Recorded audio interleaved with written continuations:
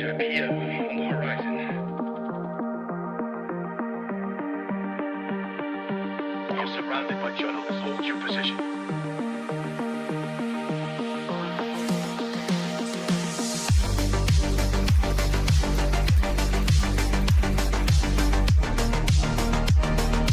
Overnight success.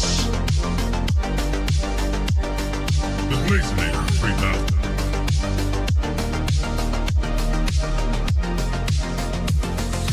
Double blaze. Right.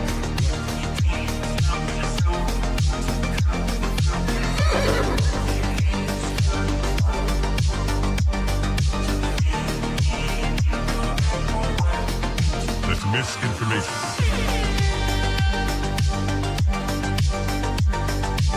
Marking clearing order inbound. That's just wrong. We are surrounded by journalists. Hold your position. Come, get up.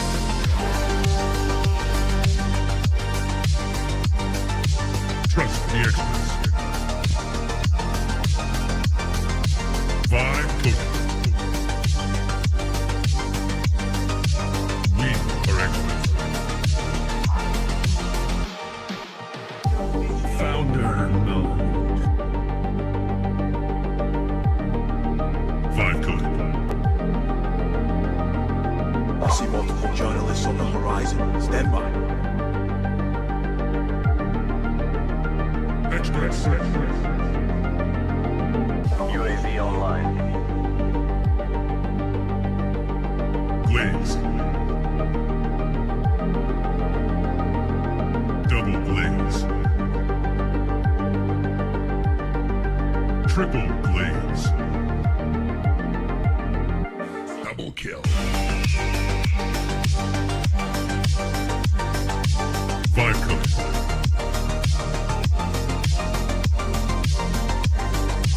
Wrong. Another one. Pump is up. Blaze.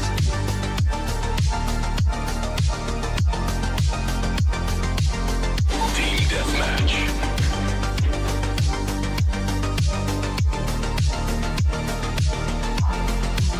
We are experts. Triple blaze. That's just wrong. Right.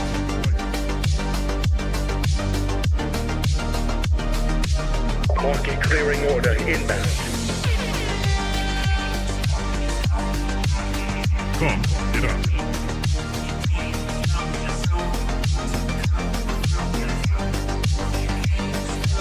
We are surrounded by journalists. Hold your position.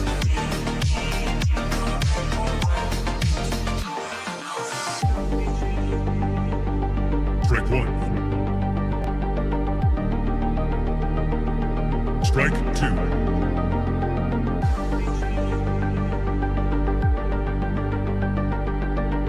Activate global retriever mode.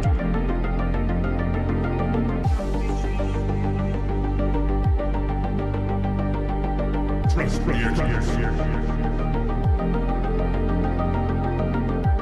Marking clearing order inbound. Vibe coded.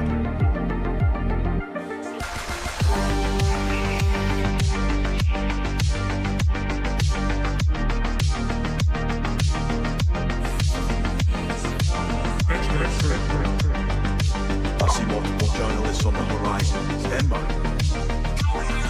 Another one. Founder mode.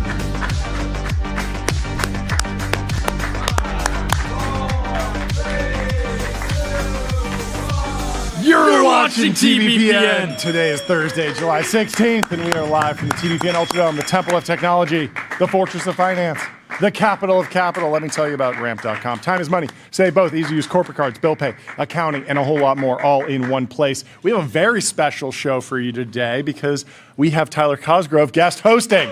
He's here in Great to be here. Chair. And I know I'm going to make mistakes today because I always throw it over to Jordy. I got to remember this. Tyler, it reminds me of this video from Warren Buffett. We got to play it to show what I'm going through emotionally today without Jordy in the TBPN Ultradome. Let's pull up this video of Warren Buffett throughout the years at the Berkshire Hathaway shareholder meetings to give you all. Charlie, how do you feel about that? Charlie, me, are you?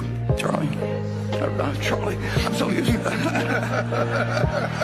Oh, you got to play it from the beginning. Myself a couple times. Years and years, Warren Buffett always goes to Charlie after he gives his comment. He gives his speech, and then he kicks it over to Charlie. Charlie. Through the years. Charlie. Tearjerker. Yeah, makes me want to cry. It's emotional. Charlie, how do you feel about that? Charlie, me, are you? Charlie, It's Greg Abel. So if that happens today, I apologize. But there is a ton of news we're going to be going through today. We have a packed lineup as well. We have Ev Randall, Eric Lyman, Jordan Black, Dave Bazuki from Roblox coming on. We have a great show, and there's a lot of news. The first big story is, of course, Thinking Machine's new model has released. Mira Murati's AI startup released its first model in bid to loosen AI giants' grip. We're going to be talking about open source, closed source, where the frontier is, national geopolitical model moves. Yeah. And some people had an idea this was going to happen, some inkling. Oh, they had an inkling. That they're going to Did they? I didn't have an inkling that they were going to jump into the open source I think race. it's actually, I think it makes a lot of sense given the Tinker API, right? Okay. The whole business is you're doing fine-tuning on open source models. Yeah. It makes a lot of sense that they're going to have their own.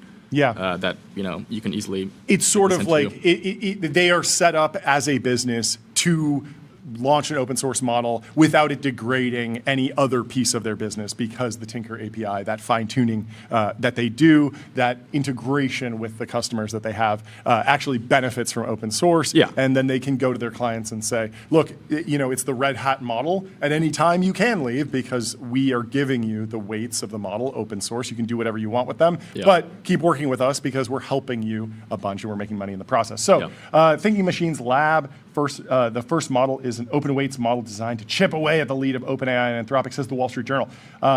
Former OpenAI technology chief Mira Murati is betting on more customizable artificial intelligence models to chip away at the lead that the frontier labs, such as her former employer, hold over the technology. TML, a company led by Murati, released its first AI model Wednesday and did it with open weights, meaning that others can modify it with their data. Called Inkling, the model has 975 billion total parameters, making it far smaller than estimates of the most advanced closed source models. But remember, so it's a mixture of experts. So only, I think the number is 41 billion of those are actually active at any moment. Yeah. So this is definitely on the bigger side of open source models. Sure. Yeah. But that number, these aren't dense models like what you would traditionally think of of the models 4 years ago. Yeah. Murati told the Journal, we trained it to be a broad, balanced foundation model, strong across many domains, flexible enough to adapt. Inkling is not the strongest overall model available today, open or closed, which is a different frame of reference for many of these model launches. Everyone's been jockeying for the frontier, even if they're not world class at everything. Usually when they launch, they say, oh, well, we're best at something or we're best at this, but a different tone, different communication strategy. And I think it's being well received. I think people are having fun with it. The reaction. Yeah, I mean, I think the main pitch here is that this model is uniquely set up for the Tinker API. Yes. It's built to be fine-tuned. Sure. That's the whole point. Got it. Didi Das says, Thinking Machines just dropped the best open weight AI model outside of China. And obviously that is a big topic of conversation as business leaders in the United States have some policies and some reticence about using Chinese open source models, even if they're not worried about the dystopian, Manchurian candidate hidden inside the weights. Maybe they just want to be aligned with a US-based company for a variety of reasons. Inkling beats Nemotron 3 Ultra, and benchmarks put it between Kimi K2.5 and 2.6. Of course, there's also news today that Kimi K3 will be launching and is another jump forward, but there's back and forth between some AI researchers around what's going on there, how long that strategy will continue. So Didi says, many were contending to this throne, but Thinky has come out on top. Really solid release and will pair well with Tinker. So there are some benchmarks that you can go and dig into if that's your thing. There's another very bullish take from Jack Morris of Engram Labs. He says, people are underestimating what a big deal this is. This is the only open weight model that's trained without distilling from OpenAI or Anthropic. Kimi distills, GLM distills, Qwen distills, Nemotron distills, Kimi and DeepSeek, which count. Basically a fully different tech stack, the first pure open frontier coding model. Very exciting. And there's a community note on this. Can you break down exactly like where are they standing on the shoulders of giants? Where are they not? So I think this tweet is not exactly true. In the blog post, they say, to bootstrap post-training, we ran an initial supervised fine-tuning on synthetic data generated by open weight models, including Kimi K2.5. Okay. So I think that's like generally how people think of like distillation, that they mean something related to this. Sure. So I think this actually is not that different than what people like at NVIDIA with Nemotron did. Sure. So this is not like very new, I think. But it's sort of like the lightest touch of distillation that could happen because it's just one piece of the pipeline, one small amount of data. Yeah. It's not one of these scenarios where we're like, why is it identifying as Claude, or why is it just saying that it's ChatGPT? But it is funny because you can kind of say like, oh well, if this is like kind of distilled on Kimi, and Kimi's kind of distilled on closed source. Yep. Well, then maybe you get some kind of two-layer distillation. This sort of round trip loop. But at the same time, there's probably something to be said for the more layers of abstraction, the more ingredients you pour in, like the distillation becomes weaker and weaker. Yeah, and I think there's also an important question of like, well, okay, they're doing some level of distillation, like why? Because you can either be like, well, they're just doing it to save time, whatever. Yeah. Like obviously they have these capabilities. Yep. But there's no point in doing everything over again. Sure. You might as well just use what's out there already. Sure. Or is it because actually like these capabilities that they get from this distillation light, whatever it is, are those actually super imperative to the model like being good?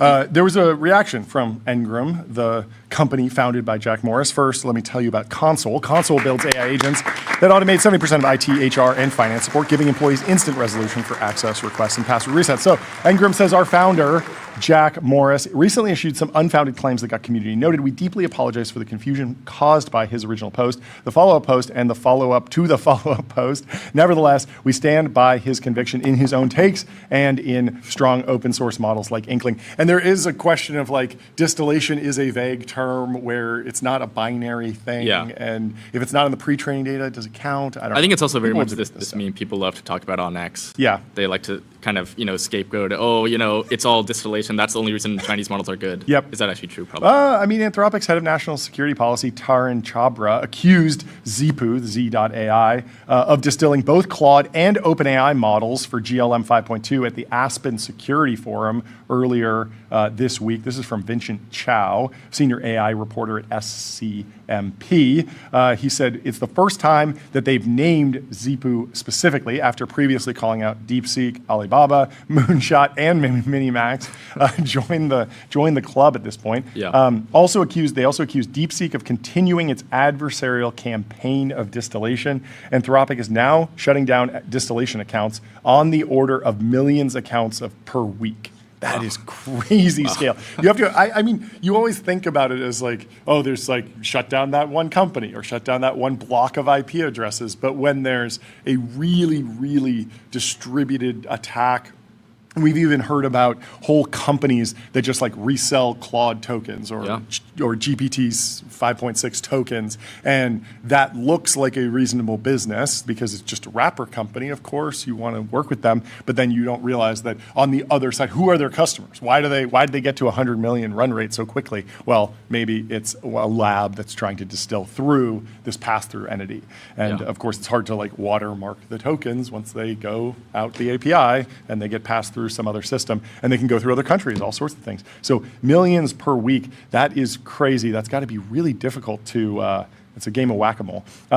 They say GLM is, quote, probably the most advanced Chinese model on the market now, which poses significant cyber security challenges. They hinted that Anthropic will expand access to Mythos to ensure fair fight for cyber defenders. And they said that distillation challenge is real in shrinking U.S. lead in AI, suggesting that the U.S. government could do more to clamp down on Chinese model adoption globally by working with allies similar to trusted telecom efforts like Huawei and ZTE. So obviously a hot topic, and people will be debating how exactly how heavy of a hand the government should be putting on I think this release is also makes a lot of sense. I think it was a week ago there was that article about like Beijing is looking at curbing overseas access to Chinese top AI models. Yeah. Right. So if you're not going to be able to access the Chinese open source, right, it makes a lot of sense to start doing American open source, Western open source. Yeah, it really does feel like there's a pretty feels wide, very well timed. Yeah, it seems like there's a pretty wide gap between at least what's reported preferences from Beijing, from the actual government, and the companies. The companies are like, send us all the NVIDIA chips, let's distill everything, and then let's open source these models and compete internationally. And Beijing's like, hey, maybe we need an indigenous supply chain here. Maybe we need to lock down these models, keep our lead over here, go work internally. I don't know. But if you're worried about security, head over to CrowdStrike. Your business is AI. Their business is securing it. CrowdStrike secures AI and stops breaches. This was an interesting post from Grace Lee. She asked the question, how did OpenAI Soul finally learn design taste? She projected 1,000 websites by GPT 5.6 Soul into a design manifold and discovered big holes. These holes were where GPT 5.5 previously generated outputs with, quote, bad AI smell. So there were, there's these tells in any AI model, but it's not this, it's that, the M dash. Once people start identifying those as, we don't like that, it's too AI, it's too generic. One way it appears to actually sort of beat that out of the model is to actively avoid those specific things. And then she calls out 3 particular areas that have been avoided as anti-patterns. 1, the bento box layout in dashboards. 2, large typefaces and hero images. I did realize that sometimes you would ask for a website and you would just get a massive block of huge text, and that's just not the way when you land on a beautiful website. It's usually there's more wordsmithing, there's more terse language. Well, you make your first website with 5, 6 Soul or whatever, and it looks really good. Yeah. And then you make 10, and they're like, oh, okay, there's actually a lot of patterns I'm seeing. Totally. And you can start clocking them like everywhere you see. You see this with a lot of like Claudisms, whatever on. General design. Especially, you see them everywhere. Yeah, especially if you don't come with any it's like opinion. the high border radius on the edges. There's a little color on the side. Especially if you don't come with like an opinion. If you come we made a whole vibe coded website in Codex for just the latest episode of Nick Bostrom on Joe Rogan. And I wanted it to look like a UFC fight card and a fight promotional website. And it doesn't look like any normal AI slop. I mean, there's still like AI generated images. It looks like AI, but it doesn't look like, oh, yes, that's the bento box layout, or that's the offset layout, or that's the purple, or it's stealing from linear. It's a completely different style. So if you at least inject like one reference point, you'll usually land somewhere. Yeah. I mean, it is interesting, though. This makes it seem like, the new model is not necessarily, it doesn't have like higher variance with outputs it gives, but we basically just found like, oh, there's certain examples that people really don't like. Let's just remove those.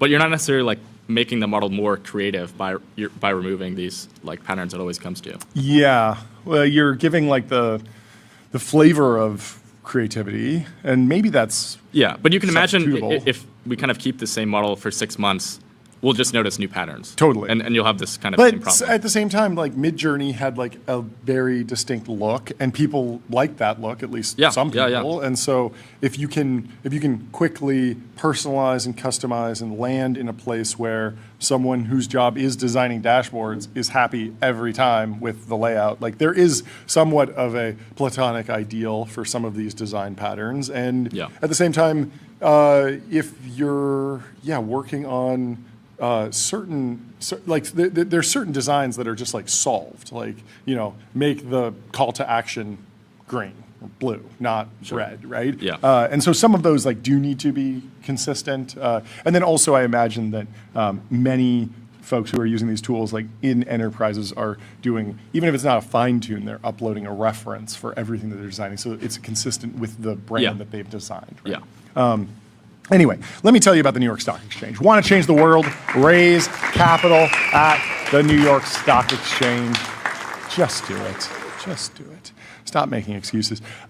California Forever lost a $3.2 billion shipyard project from defense startup Saronic after the company chose the port of Brownsville, Texas over Solano County. No, you're not supposed to clap for that. We got a Texan in the studio who's happy about that. This is bad news for California. We want California to have a whole bunch of amazing stuff. Brandon Corral, who wrote the newsletter, TBPN.com today, was very disappointed about this. The automated shipyard, known as Port Alpha, is expected to create roughly 10,000 permanent jobs along with thousands of union construction jobs. Supporters say California's lengthy approval process ultimately cost the state one of the first marquee tenants that California Forever had pointed to as evidence its planned city could anchor a new era of American shipbuilding. Joshua, executive director for the California Alliance for Jobs, said California failed to move with the urgency the product required, quote, while Texas moved quickly and aggressively. Thank you, Jackson. California could not provide clear, expedited approval process needed. He said, calling the decision an enormous loss for Solano County, California workers, and our state's manufacturing economy. Earlier this year, California Forever signed a 40-year construction labor agreement covering 70,000 acres, and labor groups later backed legislation to fast-track environmental review and permitting for the proposed shipyard. The legislation has yet to advance. Instead, Texas approved a $211 million tax abatement package in June to secure Saronic's investment at Brownsville, roughly 20 miles from Starbase. Labor leaders said they warned that without expedited approvals, the project would leave the state, and that is exactly what happened. A project insider told the San Francisco Chronicle that California Forever itself remains on track, but acknowledged that losing a major defense contractor sends a powerful signal about the state's ability to compete for large industrial investments. Very disappointing, but I like Yan, I like the California Forever project, and I'm excited for where he takes it next. I'm sure he's on the hunt for the next major tenant. But we have our next guest soon in the waiting room. We'll bring in Everett Randall from Benchmark in just a minute. Got to talk about TSMC. Yes, TSMC. Where is this in the stack? TSMC both beat earnings and raised their Capex guide. They're spending a lot more money. Pledged to invest an additional $100 billion in the U.S. Yes. Plans to spend a record amount, cementing its position atop the global semiconductor supply chain. Yes, but they're investing another $100 billion in Arizona fabs, but. People are worried about overspending. The news is that the NASDAQ dropped 1% on TSMC's spending plans, offset by strong results.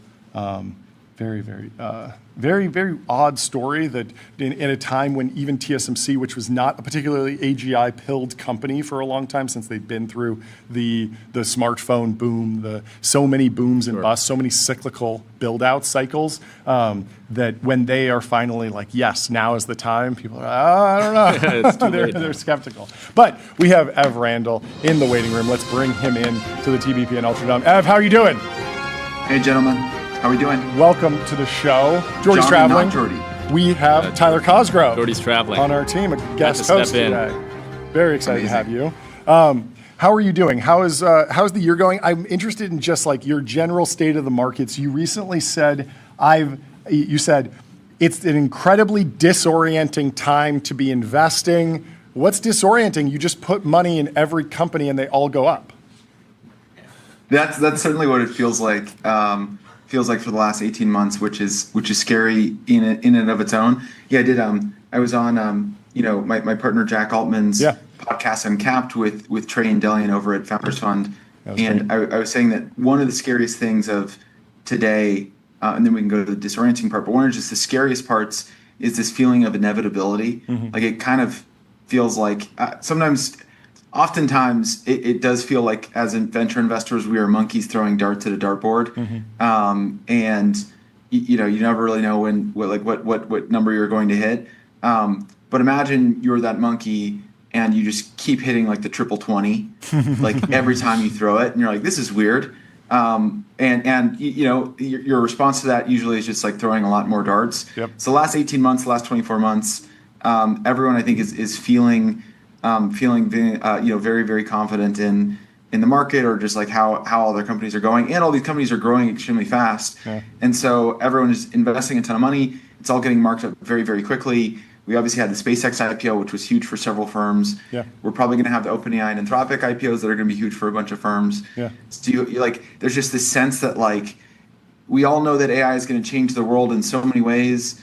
We all know that all these space is big, defense is big, nuclear energy is big. All these things are big, and therefore more and more money into these things, and they just keep getting marked up. And the last time I felt like investors had this much of a sense of inevitability, like, yes, it's expensive, but like it's going to get marked up in 6 months, so therefore we should do it, was the summer and fall of 2021. And we all kind of know how that ended up. Yeah, I want to talk about what's similar to 2021, what's different. But first, there was something, I don't remember exactly who said it on that podcast that you did with Jack, Dylan, and Trey, but there was this concept of when a firm has one of these huge power law wins, like a SpaceX and an Anduril and Anthropic and OpenAI, then the liquidity's coming, and the phrase that was used on the podcast was playing with house money. Does that mean literally recycling, or just your LPs are more excited to back you, write bigger checks, like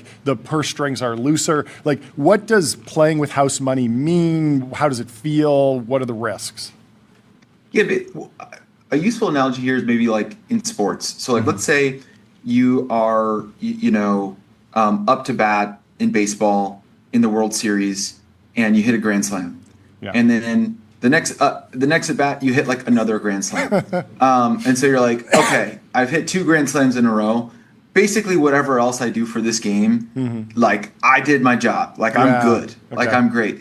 And counterintuitively, honestly, that might make you bat better because you're just swinging free. You're swinging away. You're taking a lot of risk. You're like, screw it. I've already done my job. I've already contributed to my team and scored a bunch of runs for my team. So like I'm just going to swing away. I think that very much is the case around the industry, where if you have a lot of exposure, especially in Anthropic, but also in OpenAI and a few other companies, a lot of these firms have sprinkled their exposure across several different funds. So it's not like you invested in Anthropic in one fund. Yeah. Like I know funds that have Anthropic in like 8 of their funds, because they're like, this is the golden goose, the Masa golden goose, like all the golden eggs.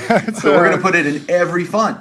And so then now they're like, look, all of our funds look great. They're going to look even better when Anthropic IPOs. So like, let's take some risk. Let's let's swing away. And honestly, it might do them well. But that's the whole concept of playing with house money, is like Anthropic's going to buoy so many fund returns across their portfolio of funds that you might, you're like, look, we don't need to play super conservatively from here on out. And that feels like something that is uniquely different than 2021. 2021 felt like much more of a broad-based bubble, in the sense that there were power law winners at the time, but you didn't have the same effect of, if you've spread this one company across all of your, maybe I'm just not remembering, but I don't remember it that way. I remember it much more like there are so many SaaS companies that are going to go from 100 million ARR to 2 billion, 1 billion, that we can underwrite them all, even though they are competing. And then there's this AI wave that's coming. But what do you remember about 2020, 2021 that was similar or different? It feels like it was a little bit more driven by spreadsheets and actual growth math, as opposed to a major technological shift. But what was that era like for you? It's funny. Yeah, you still had like, obviously you didn't have the extent of IPOs of like a SpaceX and OpenAI or Anthropic. But you had like DoorDash, you had Airbnb, you had Palantir. So you had like you did have some liquidity, Nubank, a few others. So you had like there was a lot of money that was made, but it wasn't. You're right that it wasn't to the extent of Anthropic where you're like, oh, well, we had Nubank, so therefore like we can like go to the beach and just like take a bunch of risk. And Palantir in particular was, I mean, what, 10 billion IPO and not really sprinkled across many funds, very concentrated and sort of a black sheep of venture for a long time. I don't know if that's the right term, but you're totally right. Like the actual IPO, like it didn't do well. Yeah. I think the share price was like stuck at like $8 for like a year or two, Crazy. Or 3 years. It took a while for it to take off. So you didn't have nearly as much money. It's funny. I actually went back. I remember I think in like 24.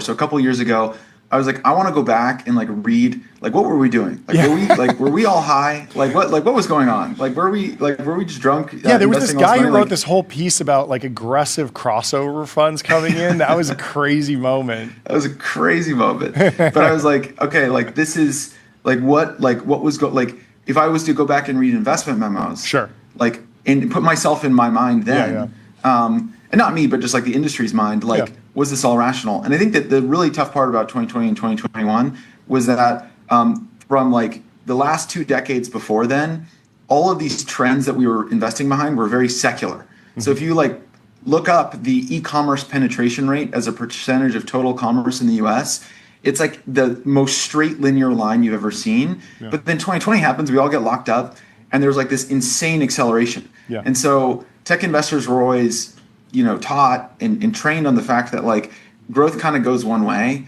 Like it's not cyclical. It's not like up and down. And so you look back at a lot of these investment memos and a lot of what people were thinking, and the companies were doing unbelievably well. Like all of these SaaS companies were growing like, 200, 300%. They had really good fundamentals. The cohorts looked good. Like customers were expanding, they were staying. Like all the fundamentals were really, really good. And then, of course, you had an overlay on top of that, which was like the public markets were pricing SaaS companies at like 40 to 50 times sales.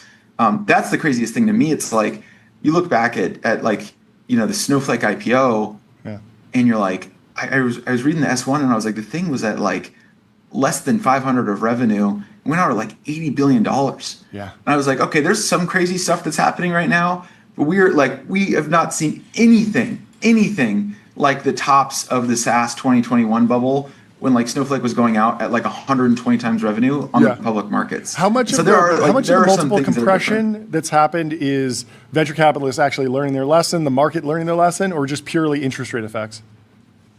I think it's actually just the compression and multiples that we see now is people are just more scared of the business models.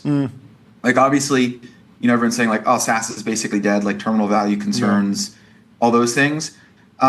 But when you think about all of the most popular business models and the most popular businesses that are getting funded right now, there's no precedence on public markets of like an AI app company.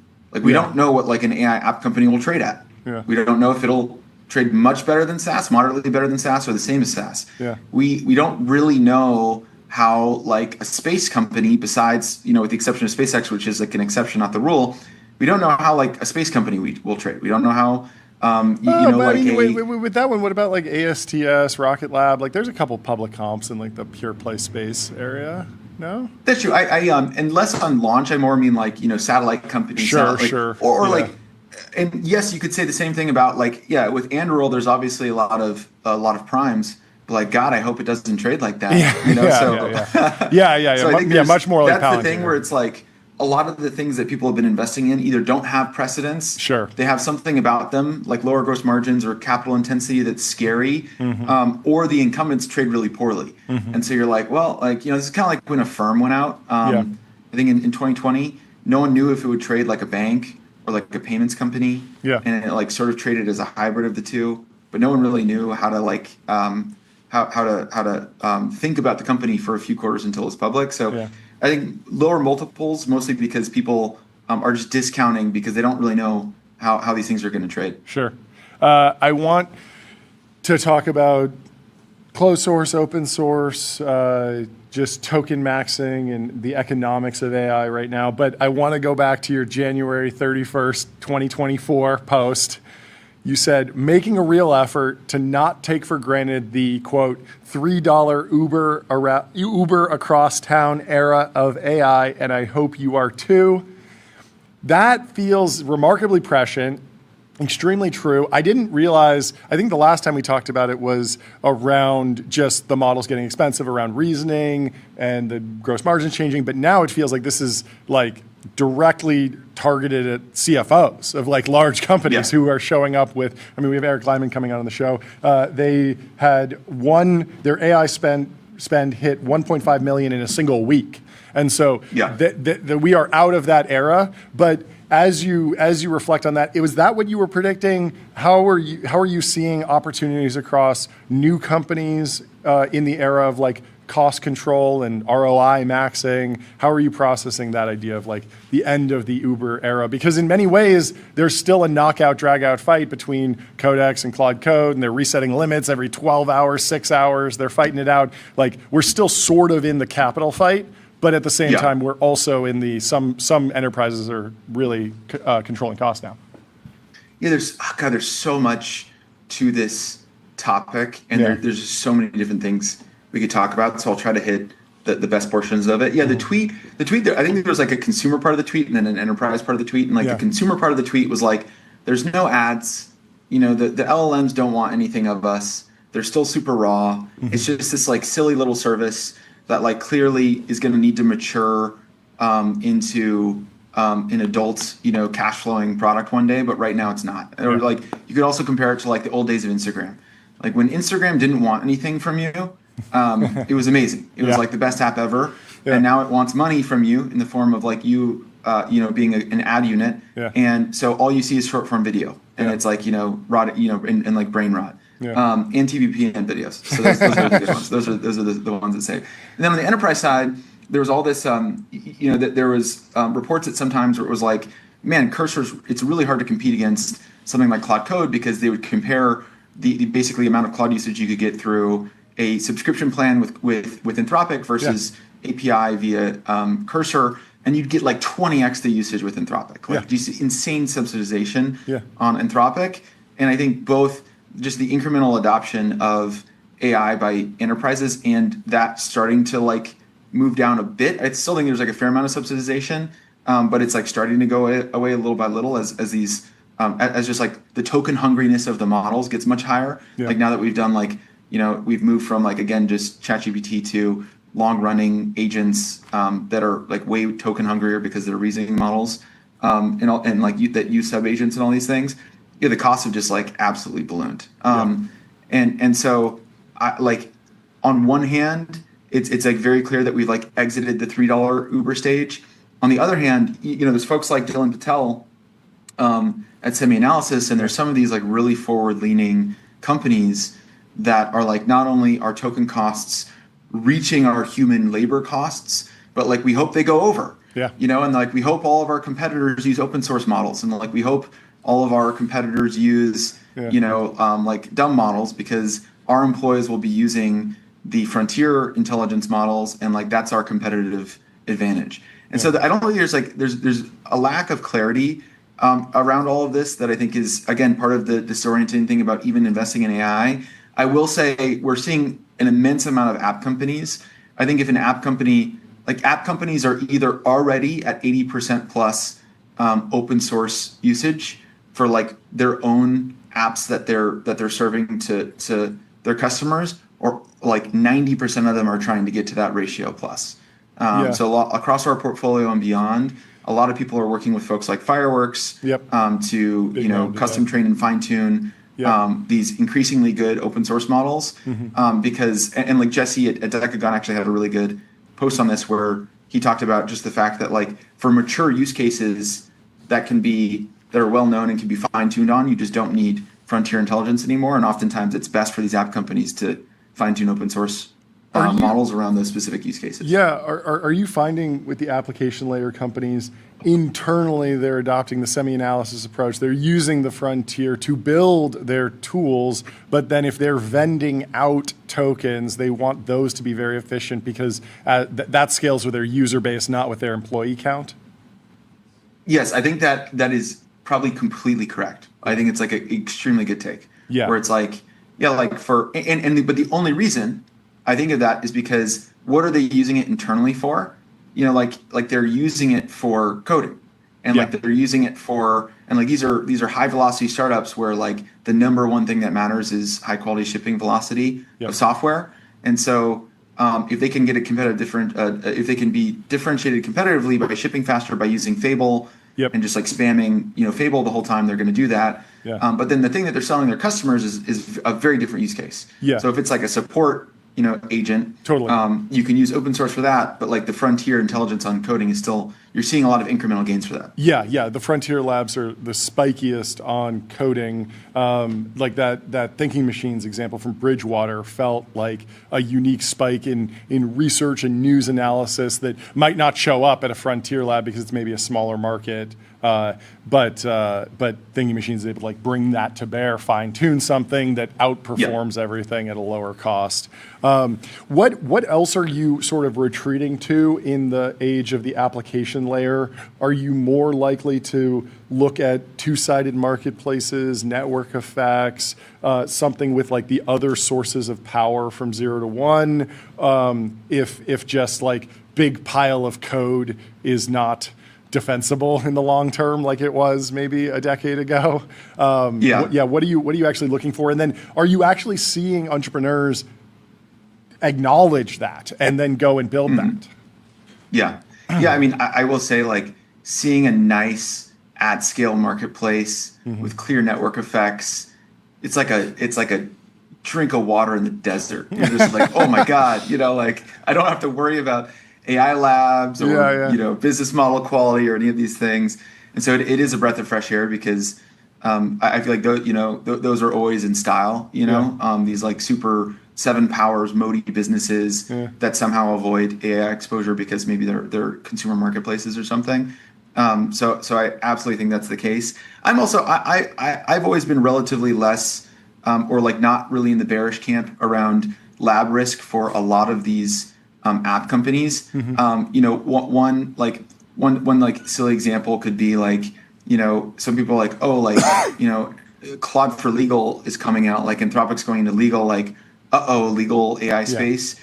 And my response has always been like, look, like Anthropic in like 3 months of 2026 probably added the amount of like near, like even medium or long-term TAM that exists in AI legal, which is still like a ton of revenue. Like it's still an immense amount of revenue, but like you're telling me that they're going to put like their SWAT team to like grind out what is a top-down sale market over like 7 years to maybe add some portion of the ARR that they added like in Q1. Like it just doesn't make any sense at all in terms of like the highest and best use of like the labs time. And so I think all of these markets, like again, like people need to think about like, well, what are the theoretical competitive risks and what are like the practical competitive risks?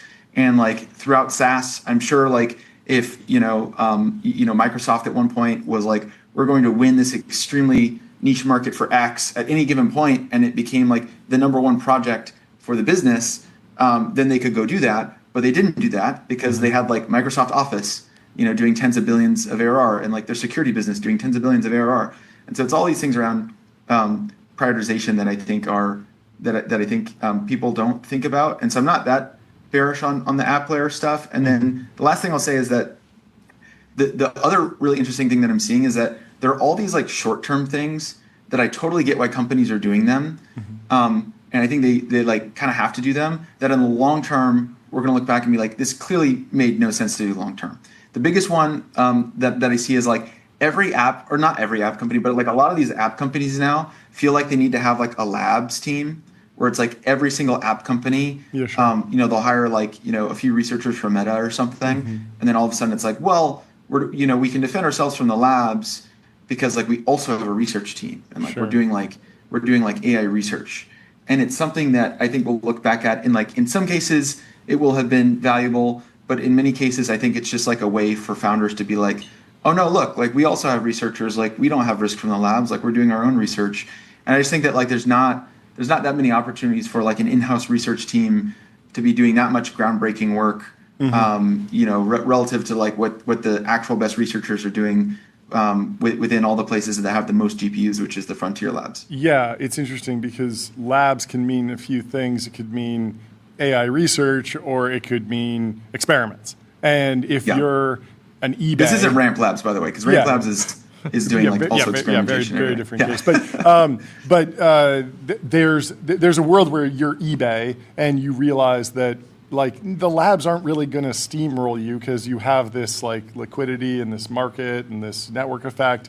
But just figuring out the right way to integrate AI, and maybe it's not just stuffing a chatbot in the corner, maybe it's something a little bit more polished, and having a team that can go out and look at the full product surface area without needing to be like the top-down AI mandate of like every feature needs to be AI enabled is probably the wrong pattern.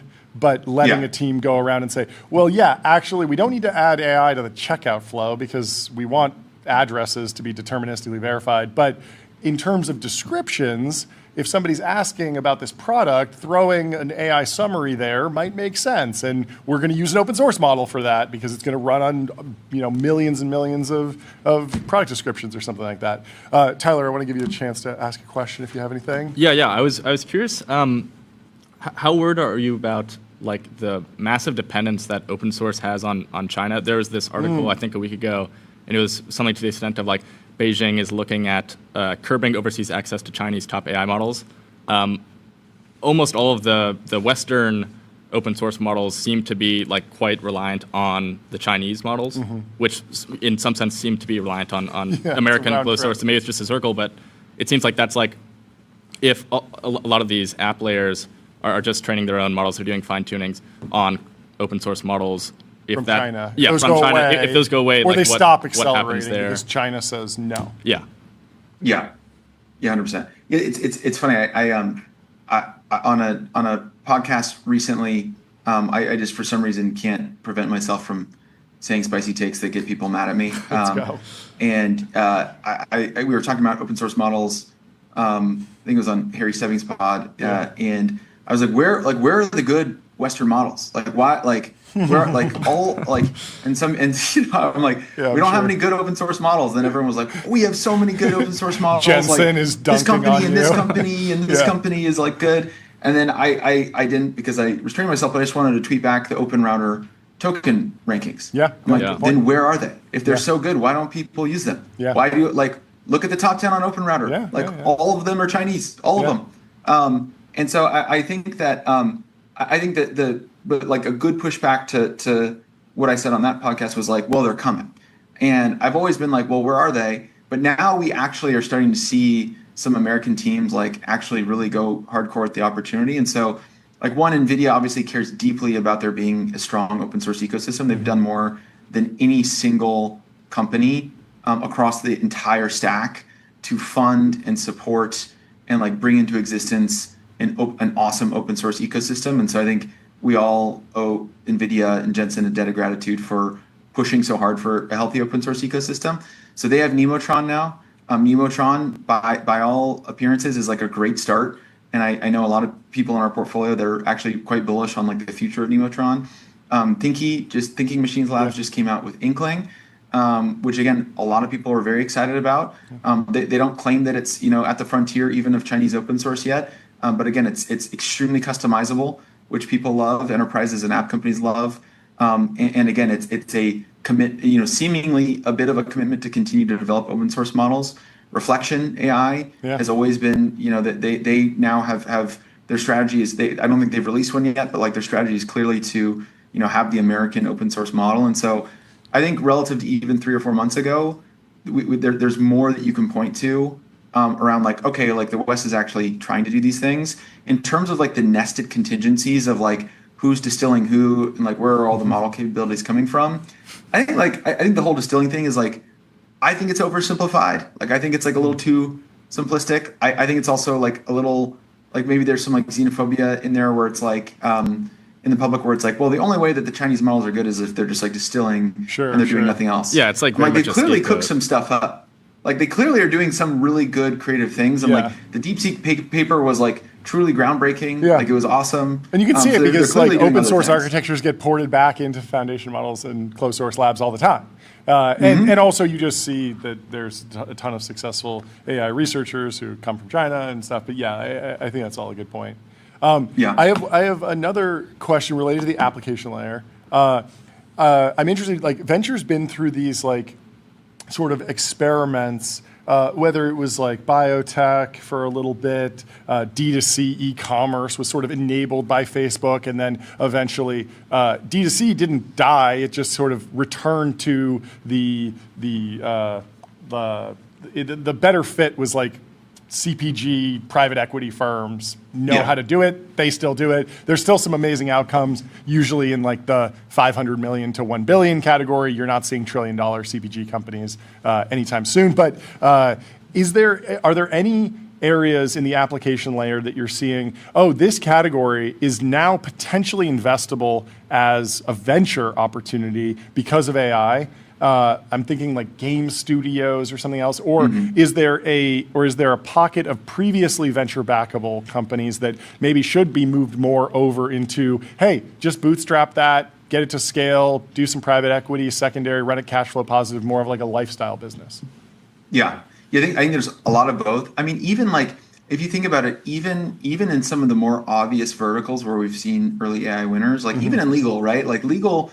Before AI was not seen as like a venture category. There was like no Atrium and ClearSpire, two like really solid runs at that. The tech-enabled law firm, and rough goes on both accounts. And now it's like, oh, the money's flowing. The business looks like a normal tech company. Yeah, there's still like margins and whatnot. They got to pay for tokens, but like in general, it looks a lot more like a tech company than a law firm.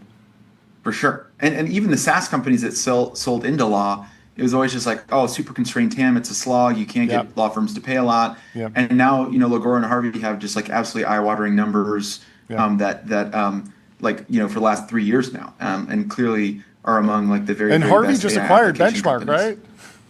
right? That was a jump scare. I was like, we did what? Wait, what? That was quite the probably a treat to good read strategic move, but also just a hilarious troll on the timeline. Very much. But then on the PE, like on the other side, there's like obviously we're in Recore, and they've become this like huge, awesome platform for the task economy and kind of like finding the data that actually now moves these models forward.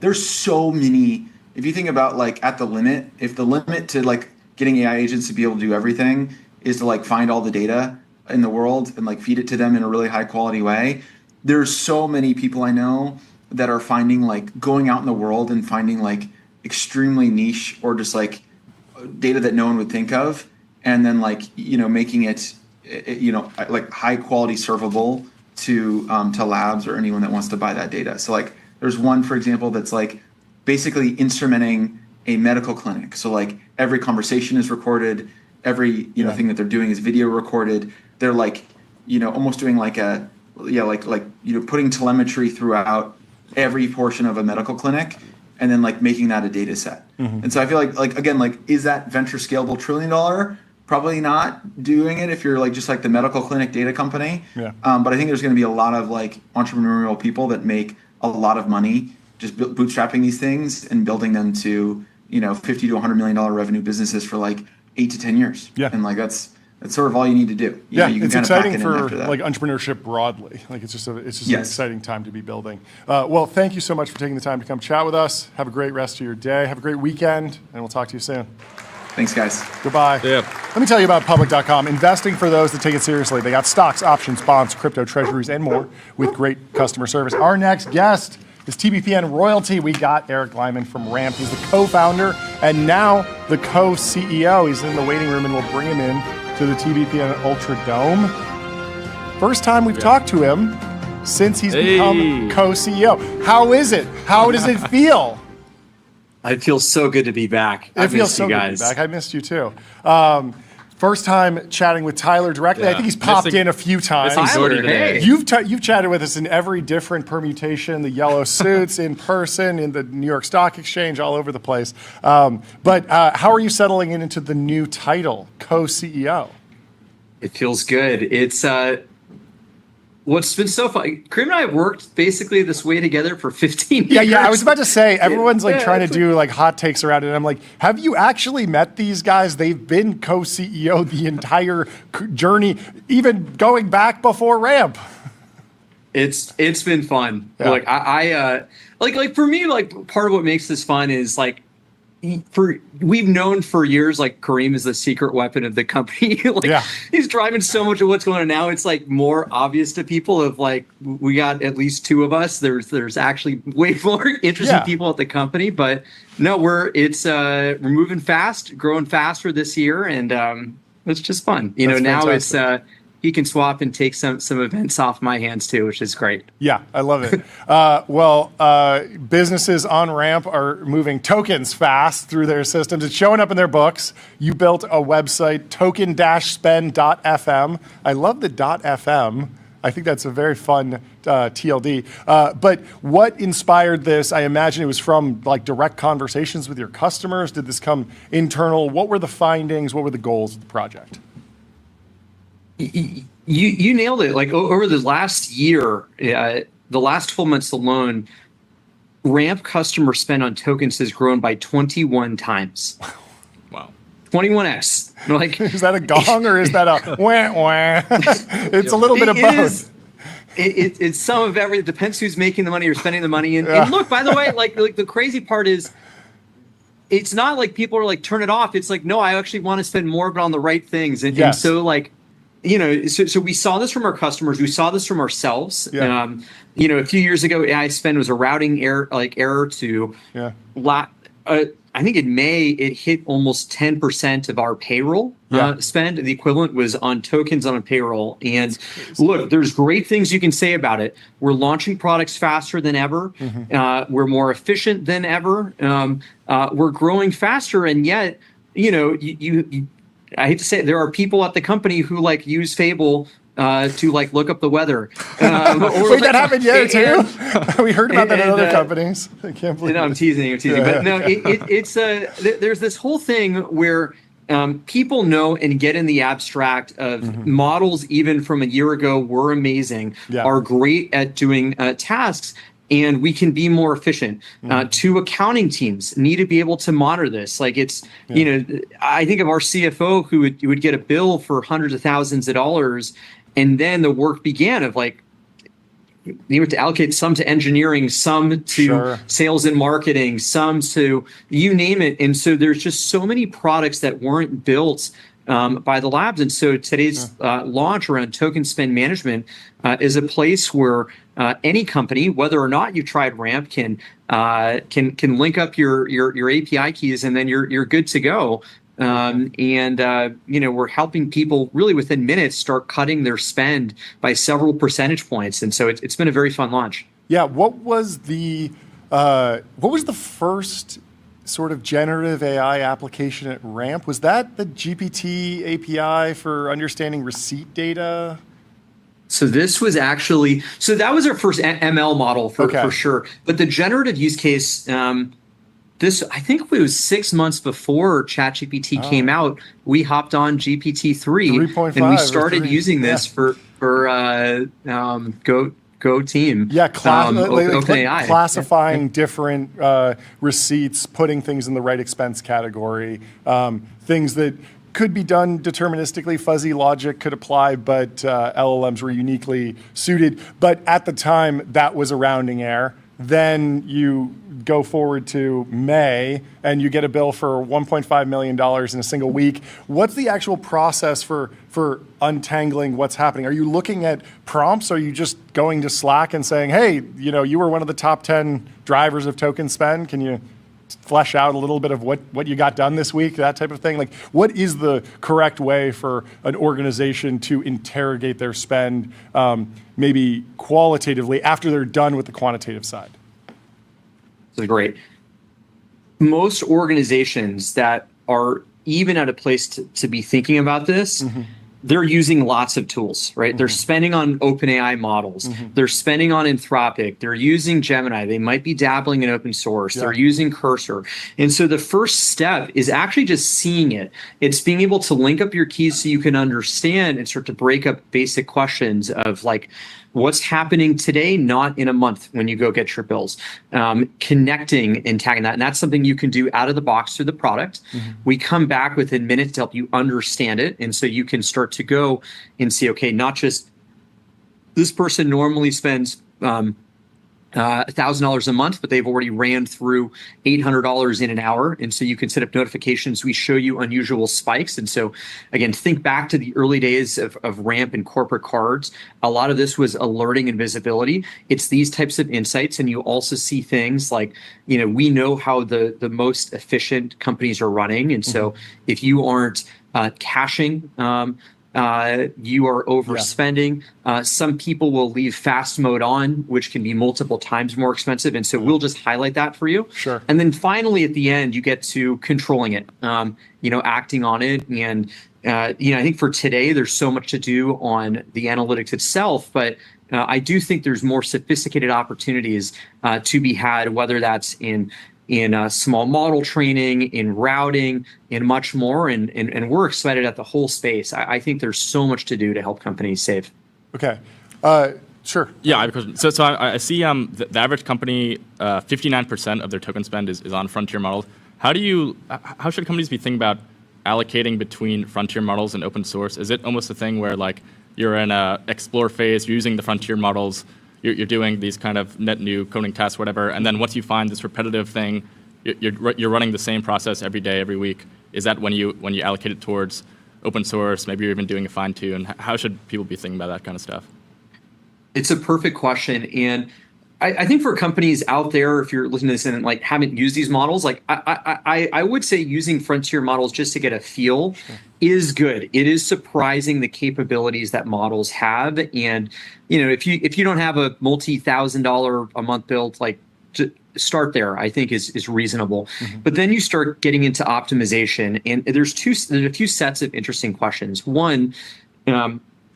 There are cases when using frontier models can, in fact, be cheaper. Like, for example, in our own benchmarks, on our software engineering benchmark, people think of Sonnet as an older model in, let's say, the Anthropic world, and it is cheaper per call, but it needs to think a lot harder and call more agents working in collaboration. And actually, the smarter models, like, it's kind of if you met someone smart, like, they don't need to go and do, like, long division, they can just like do division in their head.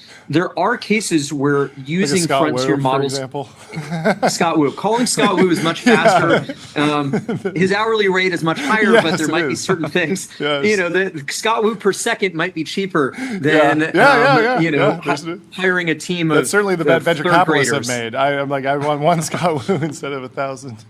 This is right. So that's part one. Yeah. But then the really interesting part is, when you get down into benchmarking of what is the nature of work that you're doing, you can use these, trillion parameter models to answer really tough questions. But when you start seeing very high production use cases, you'll see, if all of the input tokens you're getting are around customer service, you'll see companies like Sierra having their own small models around what makes great efficient. And so they've lobotomied, just the part of the brain that is really useful for those types of services. If you can dynamically start to route based on the complexity of the task, you can say a small model just for accounting, it maybe is all we need. We don't need to go ask, a model that can allow us to cure cancer and do quantum physics and that kind of a thing. And so in some sense, it's on both, and you can start to get really interesting answers the more that you can benchmark your own business and the more that you have high fidelity about the nature of the inputs you're getting, the outputs you're seeing, and then the efficacy per cent on getting to that. And there's so much to build around this area. Talk a little bit about the shape of AI product development, the AI work you're doing, Ramp Labs, sort of the surface area, the spikes there, because there's just using AI to improve the product that is deterministic, right? Better software. Then there's also AI integrations. It's such an anodyne feature, but I love the fact that you can open up the Ramp app and just ask a model, like, how much did we spend on camera equipment last month? And it'll just tell me, and that's amazing. And I'm sure I could wire it up to some other system, but I love just having it there. And then there's also AI research and harness development, all sorts of work that's happening there. And that's can be expensive, but how are you thinking about all the different trade-offs and all the different work within the AI/labs umbrella? So on using this, I mean, this is just an incredible technology, as you know. Like I think about like part of what, like, let's just talk about like B2B SaaS for a second. You know, if we must. Yes, please. You know, come on. I was waiting. I was waiting to. Yeah, we're finally doing it. You know, boys. Here we go. All right. So the problem why most B2B SaaS is awful is companies are complicated and people want different things, and so the accounts payables clerk wants a view. Your accountant wants a view. The CFO wants a different view. One person wants a button. You want to make it simpler for these people, more advanced for another. And how do you deal with this? Well, it turns out generative interfaces, where based off of who you are, how you're using your product, it can show you the interfaces you need with the views, the graphs that you like to do your work, can be intuitive. And so it's very interesting in making products that are very powerful, but feel simple and relevant for the products. And so on one side of it, like forget ramp, I just think organizations in spending time around dynamic and generative interfaces, I think you can just make better computers. You can make better tools for people. Why do we care as a provider of services? What is so different structurally about spend on models and on tokens and on software is you could just hammer Salesforce all day. You're not going to get like a bigger bill from Salesforce. Sorry, hold on. Kareem's calling. I'll call him back. Conference sorry, should have muted. Yeah, it's you're on. No, I'll save him for a minute. But to go a bit deeper on it. If you start going and using, as folks know in the token maxing era, lots of tokens, like your bill can go from 1,000 to 10,000, 100,000 to $1 million, very quickly if you start going. And it's not like payroll spend that companies are able to manage in some way. It's not like normal vendor spend. In some sense, it's like an untapped corporate card that you can spend as you go. And by the way, the meter's not running.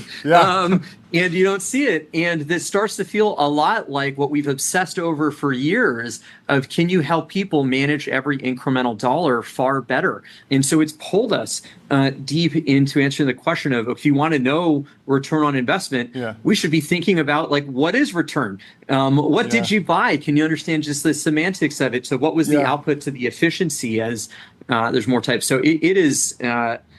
we're obsessing over this from every floor of the building. One of the interesting things about Ramp is, everyone who has a Ramp card in an organization has, they can open up and see all their transactions. They can see their budgets, their limits, the policy that applies to them, and they can implicitly understand that, if they spent $10,000 on their card or $1,000, like, did they deliver that much value to the organization? And I'm wondering if you see either Ramp or just generally businesses need to push more of that data to the end user, the token consumer, and how will that instantiate?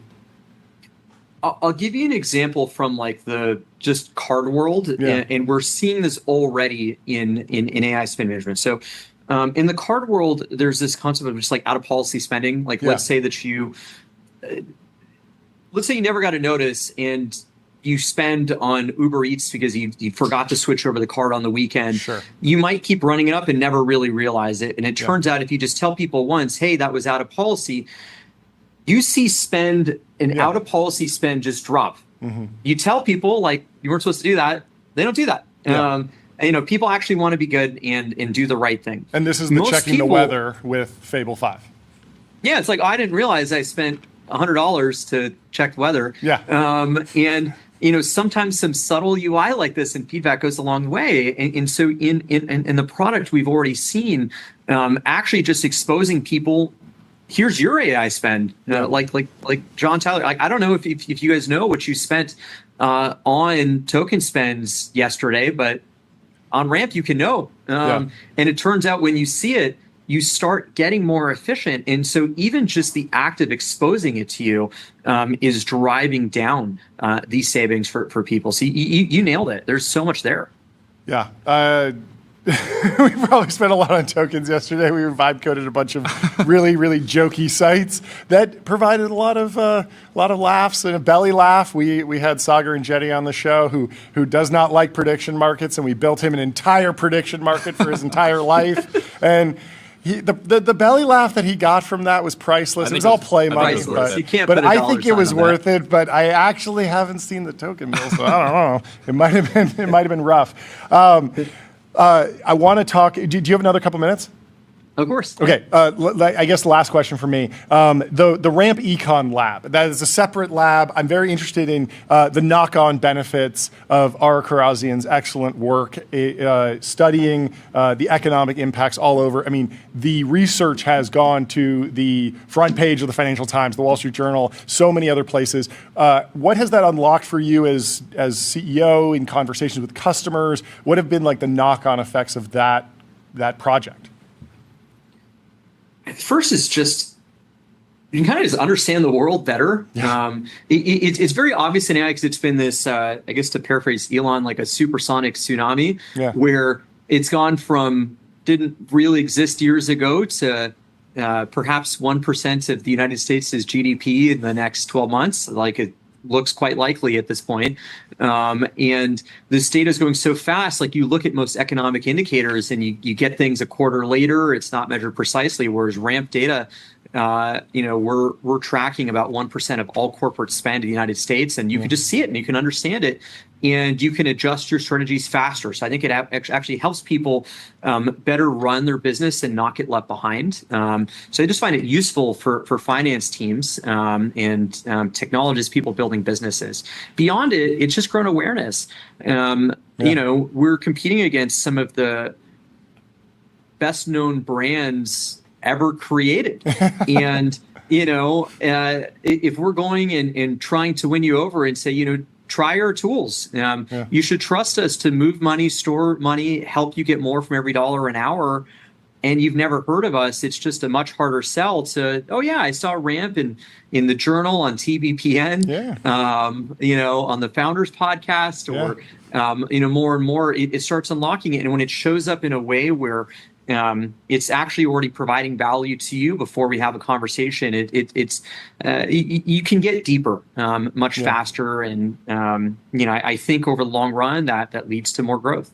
That makes a lot of sense. Well, thank you for taking the time to come chat with us. Congrats on the launch, the website. Thanks, Sean. token-spend.fm. Go check it out. Optimize your token spend today with Ramp's latest project. Have a great rest of your Thursday. Have a great weekend. We'll talk to you soon. Goodbye. Let me tell you about Figma. Agents meet the canvas. Your AI agents can now create and modify your Figma files with design system context. We have a couple interesting op-eds I want to take a cruise through in the Wall Street Journal. The bear case for Malibu. This is interesting. For decades, this 21-mile stretch of coastline served as one of America's most durable expressions of wealth, offering residents ocean views, private beach access, and the opportunity to spend large portions of the day on Pacific Coast Highway. That proposition is beginning to face scrutiny. Rising insurance costs, wildfire exposure, limited restaurant options, and the difficulty of completing basic errands have weakened the case for full-time residents. According to property advisors who are familiar with the West Side, quote, "You are paying $18 million to live somewhere that makes buying toothpaste feel like regional travel," said Graham Pelt, a partner at Royal Property Research. Several homeowners have recently shifted their primary residences to Brentwood, Montecito, and Pasadena, retaining Malibu properties for occasional use. The beach remains attractive, but the emerging bear case is that visiting it may be sufficient. Interesting. This is the wrong. I feel like this is the wrong day for Jordy to step away from the show because this is not good news. I feel like he would, if he were here, he would be defending Malibu, but unfortunately he's not.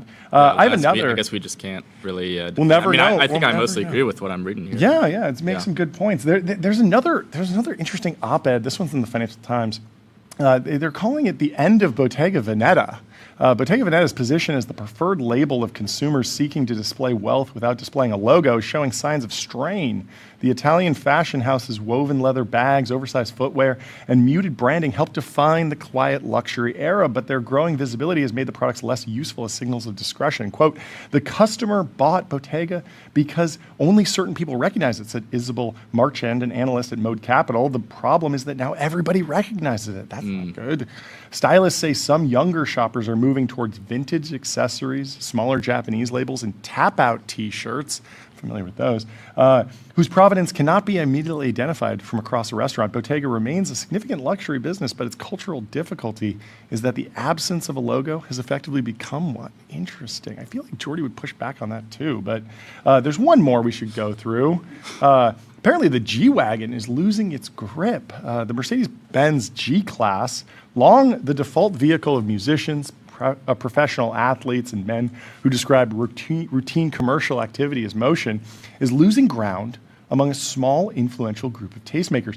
In recent polling, Future, Jacob Elordi, and Gunna each identified the 2014 Jeep Grand Cherokee as the emerging vehicle Yeah, of I've been choice. hearing this. Yeah, it is on the come up, citing its restrained styling, limited social media exposure, and availability with a factory-installed CD player. That's a nice feature. Quote, the G-Wagon communicates the owner has money, said one person briefed on the survey. The Grand Cherokee communicates that the owner has somewhere to be. That's a good point. Dealers have reported increased interest in low-mileage examples with dark paint, tinted windows, and minimal modifications. Mercedes remains dominant among conventional luxury buyers, but among Chads with motion, according to the study, the status hierarchy is shifting. Authenticity now requires cloth seats, a loose headliner, and at least one dashboard warning light. So Yeah, and I think we found this graph of different tastes in cars, how they've moved. Can we pull this up? How overall taste in cars has shifted from 2025 to 2026. Looks a little bit like polling numbers, and we'll see the Mercedes G-Wagon has dropped from 95% approval to just 45%. Meanwhile, the 2014 Jeep Grand Cherokee here has jumped from 33% to 97%. Yeah, I mean, certainly among my friends, I think the 2014 Jeep Grand Cherokee has almost become kind of like the aspirational car. Sure. This is like, you really know you've kind of made it once you're running in one of these. Yes. Other big movers, the Nissan Murano Krauss Cabriolet, of course, went from 65% to 83%. The Dodge Challenger Hellcat Scat Pack is moved from 45% to 74%, eclipsing the G-Wagon as the must-have vehicle. And the 2016 Honda Accord, a strong showing, going from 22% to 54%. Yeah, I mean, over the course of a single year, that's a pretty big jump. Yeah, it seems like if you got a G-Wagon, you could get a 2014 Jeep Grand Cherokee and a Honda Accord from 2016, potentially. That might be the move. Well, we'll keep following the story, and we'll see what Jordy has to say about all of this in the future. When he's back in the TBPN Ultra Dome, we had to take a shot at him. We had to have fun. No, of course, we're joking around with Jordy. Let's go back to the timeline, because there are some... We're going to talk about the DoorDash CLI. Yes, DoorDash launched a CLI. Yeah. Which people have been asking for this. Have they? Have they been? DoorDash, I mean, there's that funny meme of like, robot, push the order food button, and then it does. This makes it like one step easier. Are they imagining that people are locked in terminals, vibe coding, and that they will want the DoorDash CLI to order them food? Or are they expecting developers to build whole applications on top of DoorDash? So, yeah, I mean, I think the idea is mostly that you'll have coding agents use the CLI to then order. So presumably you're super locked in. Yeah. You know, you've had your Codex goal running for 6 hours. It's gonna ping something. Is this bad news for MCP? Like, because they have an API, they have just a web front end that a computer use agent can go and use. Sure. I wonder why the move to CLI, maybe it's faster, maybe more token efficient. People are trying to be efficient. A CLI means you can drop DoorDash into whatever you already run, wired into your internal tools, and Office Catering orders itself. I could imagine Office Catering, if you're starting to build or vibe code sort of like an ERP for your office, organizing, you could potentially do that. But I mean, DoorDash shared orders in an office is pretty seamless. Usually someone who's like quarterbacking the order would just drop a link in Slack. Everyone picks what they want in the DoorDash app. It's all linked together and paid. I mean, I think it's just one of You those could just like do it last mile automatically. problems where you've automated so much, but you still have to manually do the DoorDash order. Might as well just People are having plug fun it with in. it. People are having fun with it. Lawrence Jank says, my biggest fantasy is becoming a reality. Jarvis, order $57 worth of Shake Shack on DoorDash, no tip. That's a lot of Shake Shack. That's potentially too It's actually much. not that much. Shake Shack is actually pretty expensive. Yeah. $57. Sure, maybe for a that's got to single be like person. 2 huge burgers and a Yeah, shake, yeah, something that's true. like That's that. true. Well, Mod Retro CEO Torin was interviewed by Take Him, and Dylan Abruscato on her team shared his favorite moment from the interview. Tay's take says, I'm extremely bullish on Mod Retro. They have Steve Jobs-like product taste that will serve them well beyond retro video game consoles. That's interesting. What would they do outside of retro video game consoles? Something new, something that could compete with the Xbox. Jobs' original DNA was combining beautifully designed, high-quality products with a simplified, friendly customer experience. After using the Chromatic, I believe Mod Retro can deliver that type of premium user experience with less frustration and fewer data privacy issues. I wouldn't be surprised to see them expand into televisions, headphones, and other high-volume consumer electronics. Maybe a dumb TV, which Palmer was talking about when he came on the show. Yeah. He's sick of smart TVs and their advertisements and signups and all QR codes and all that. Yeah, I'm iPod-like device, music. I'm very interested in, do you think the M64 will be somewhat hackable in the sense that you could get a sort of a dummy cartridge and then you could potentially vibe code a ROM that loads onto the Mod Retro, gives you the full experience of the controllers? Because we've been building a lot of web-based games and WebGL, Yeah. and those are fun, but it just doesn't feel the same when you're on, a MacBook keyboard that's not really, mechanical keyboard. Yeah, You don't yeah. have a mouse. You don't have a controller. I imagine it's also pretty easy to wire up an Xbox controller as an input to a web-based Yeah, game. yeah. I mean, you can just connect with Bluetooth. It's like fairly. Yeah, but there's something magical about the original sticks of the N64. Yeah.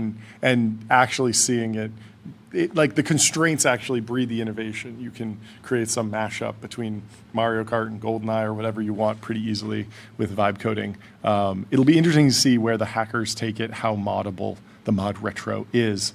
Anyway, we have our next guest in the waiting room. Let me tell you about Cisco first. Critical infrastructure for the AI era. Unlock seamless real-time experiences and new value with Cisco.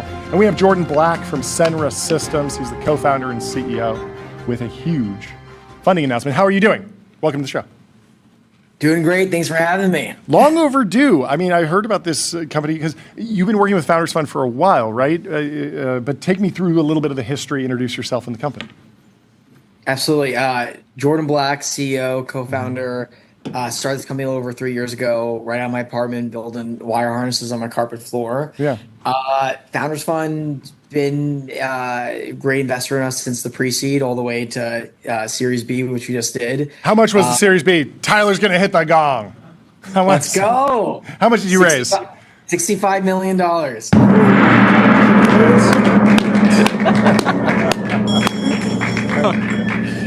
Okay, so explain, like I'm five, the product, the customer base, what's fueled the growth, what's in the supply chain, what's your key value add? Perfect. I brought some props on the show, but Fantastic. Senra is solving the wire harness problem in the U.S. for aerospace defense. And you're probably wondering what a wire harness is, or anyone watching this. And this is what it is. It's just like a bundle of wires, connectors, cables. Think of it like your iPhone charger, but a lot more complex. And this whole thing I'm holding in my hands is designed in Excel spreadsheets and PowerPoint slides, and it's all done by hand today as well, by a really skilled workforce putting this together. And think of it like a cheesecake factory, but trying to scale it. It's really complex, and there's no culinary schools that exist and no recipes, and you just gotta figure it out and make it happen too. How on earth are people designing these in PowerPoint? That seems like a crime. Is it they're drawing out little diagrams on PowerPoint slides with like the draw line tool? They use that. They use Microsoft Paint. Visio is a big one. People design things on. And this is anything from the large aerospace defense companies to startups too. But it's the input into wire harnessing is not standardized. The output of who builds this, how you build it, what's the right way to build, it's not standardized. And like Senra's solving this $165 billion market by being the ones that says like the bullshit's over and we're just going to take over and standardize the entire thing. So why not a pure software solution, like just wire harnessing SaaS? There are big companies that have been grappling with vertical integration, the Anduril, SpaceX. Like, I imagine that you could sell this as a SaaS product, but why work on the actual production? That's where the problem is. We started the company even with the design tool, and we got some traction with that too. Okay. But at the end of the day, every company just wants the wire harness, and they want it to come faster than normally is. They want to plug in and work. Sure. And it's the quality, it's the speed, it's the cost, but they care about the physical product. And I think if you want to make a generational company where it's like, where were we before Google Maps, came out? It's like, how are we building harnesses in the US today? It's like, where was Senra 10 years ago? And that's kind of what the goal we want to have. But to fix the problem, we have to vertically integrate the entire thing. And what's driving the customers to Senra? Is it speed because you're local? Is it forward deployed engineers that you've sent into organizations to sort of co-design wire harnesses before you make them? Is it the made in America or price or speed? Like what are the key factors that jump out? Yeah, I think just being better is not how we're going to win and how we're going to win every time. But it's like, quality is our number one thing. Like, it's really hard to get a high quality harness because it's all done by hand. So you don't know it works until you plug it in, turn on the rocket, and the wires fit in the right spot, or the wires aren't crossed and the whole thing blows up. Like, they just recall like 1 million Jeep vehicles because like the wire harnessing is bad. Like, it's a really big problem just in any industry. So quality is our number one thing. And we're over 99% first pass yield with all our customers. And like, we'll never go out of style. And this is why you keep coming back to us. The second is going to be speed. It usually takes months to quote something, takes, even over 6 months to even get a wire harness from a customer today, company today, or it's going to be faster for the customer we're growing with. And the last one's like that forward deployed engineering portion of it. So we do everything prototype to production. So we will partner with the neo primes, the primes, just any of these companies, say, let's be your engineering partner. Let's be your expert and tell you how you should design this thing, how you should be thinking about it, and let's go build you the prototypes and let's go scale into production sense of it. Like, we're not just your contract manufacturer. Like, here's the PowerPoint slide, go build it. It's like, here's the PowerPoint slide. Let's go design this perfectly, build the prototypes perfectly, and then make this the least of your problems in the long term too. What subcategories of electronics or products are actually growing their wire harness footprint? I'm thinking of like the smart fridge boom, where there was a move to put a screen and a Wi-Fi router in every device in your kitchen, and it feels like that sort of peaked and maybe that's declining. What are you seeing outside of the obvious automotive, space, defense categories that are sort of like sneakily interesting markets, or maybe on a growth trajectory that you might not have expected unless you were on the ground in the industry? Yeah, that's a great question. I think it's maybe obvious, but like the data center boom is a big one. But what's really interesting, it's not just the wiring that goes in the data centers, but the surrounding infrastructure around it. So like, we need more generators, we need more chillers, we need more HVAC equipment. So you're seeing a really big inflection point in that sector too. Aerospace, on just the actual commercial aerospace, like more satellites. You have obviously defense with everything growing in too. But anything that requires electricity. So now you're seeing all these new energy companies. So I think the one that's going to start taking off is going to be like microreactors or nuclear reactors. Like, those are really difficult wire harnesses to build. And there's not a lot of people who know how to build that stuff as well. So as people, the new incumbents and the Westinghouses of the world start like scaling up, it's like we're ready to be kind of part of that journey as well too. What does your path to automation look like? How did you make the first wire harness? How are you making one today? What does it look like in a decade? It's scaled from me building it in my apartment 3 years ago and just going to investors saying, "Look, I have revenue. I can build wire harnesses." So you like literally like ordered the parts on Amazon and like put it together basically? And just put it together, carpet floor. amazing. I got, this PO. Let's revenue generating within the first few weeks. I think the first year was got a really great team of because of my background is from SpaceX, of really skilled technicians who've been doing this for 10, 20 years, and they were building wire harnesses. Now, probably over 90% of our workforce is people who we've trained to go build a harness in 4 weeks versus the number of years it takes to go build that. So I think that's the inflection point now of how do you scale the unscalable? It's build a training program, build an operating system for them to go build these harnesses on, and then integrate as much semi-automation to the factory too. And then I think what's going to happen in the next 1 to 5 year range is we have a dedicated team working on AI and robotics of talking to all the new companies, talking to the existing incumbents of we are ready to go bring in as much robotics and much automation into this factory. We're tracking all the data from the design input into telling technicians exactly how to do with work instructions to the physical automation data points of how are they doing things with their hands. And the really goal, I think everyone from the technicians building it to the executive level suite is how do we automate this as much as possible? And I think that's the really exciting part, but we have a really good foundation of we're building this, we're collecting the data, we're working with our customers, we're seeing what their cost points are and trying to grow as much as possible. A couple of years ago, Daniel Gross wrote a blog post called AGI Bets, and I think the very first one was, is copper underpriced, which I think was a very funny one. He was 100% right. Copper has risen in cost a lot. Do you think about raw material input costs as an important lever on your business? Do you hedge? Is this material, or are you able to pass it through to customers and not have it affect the core business?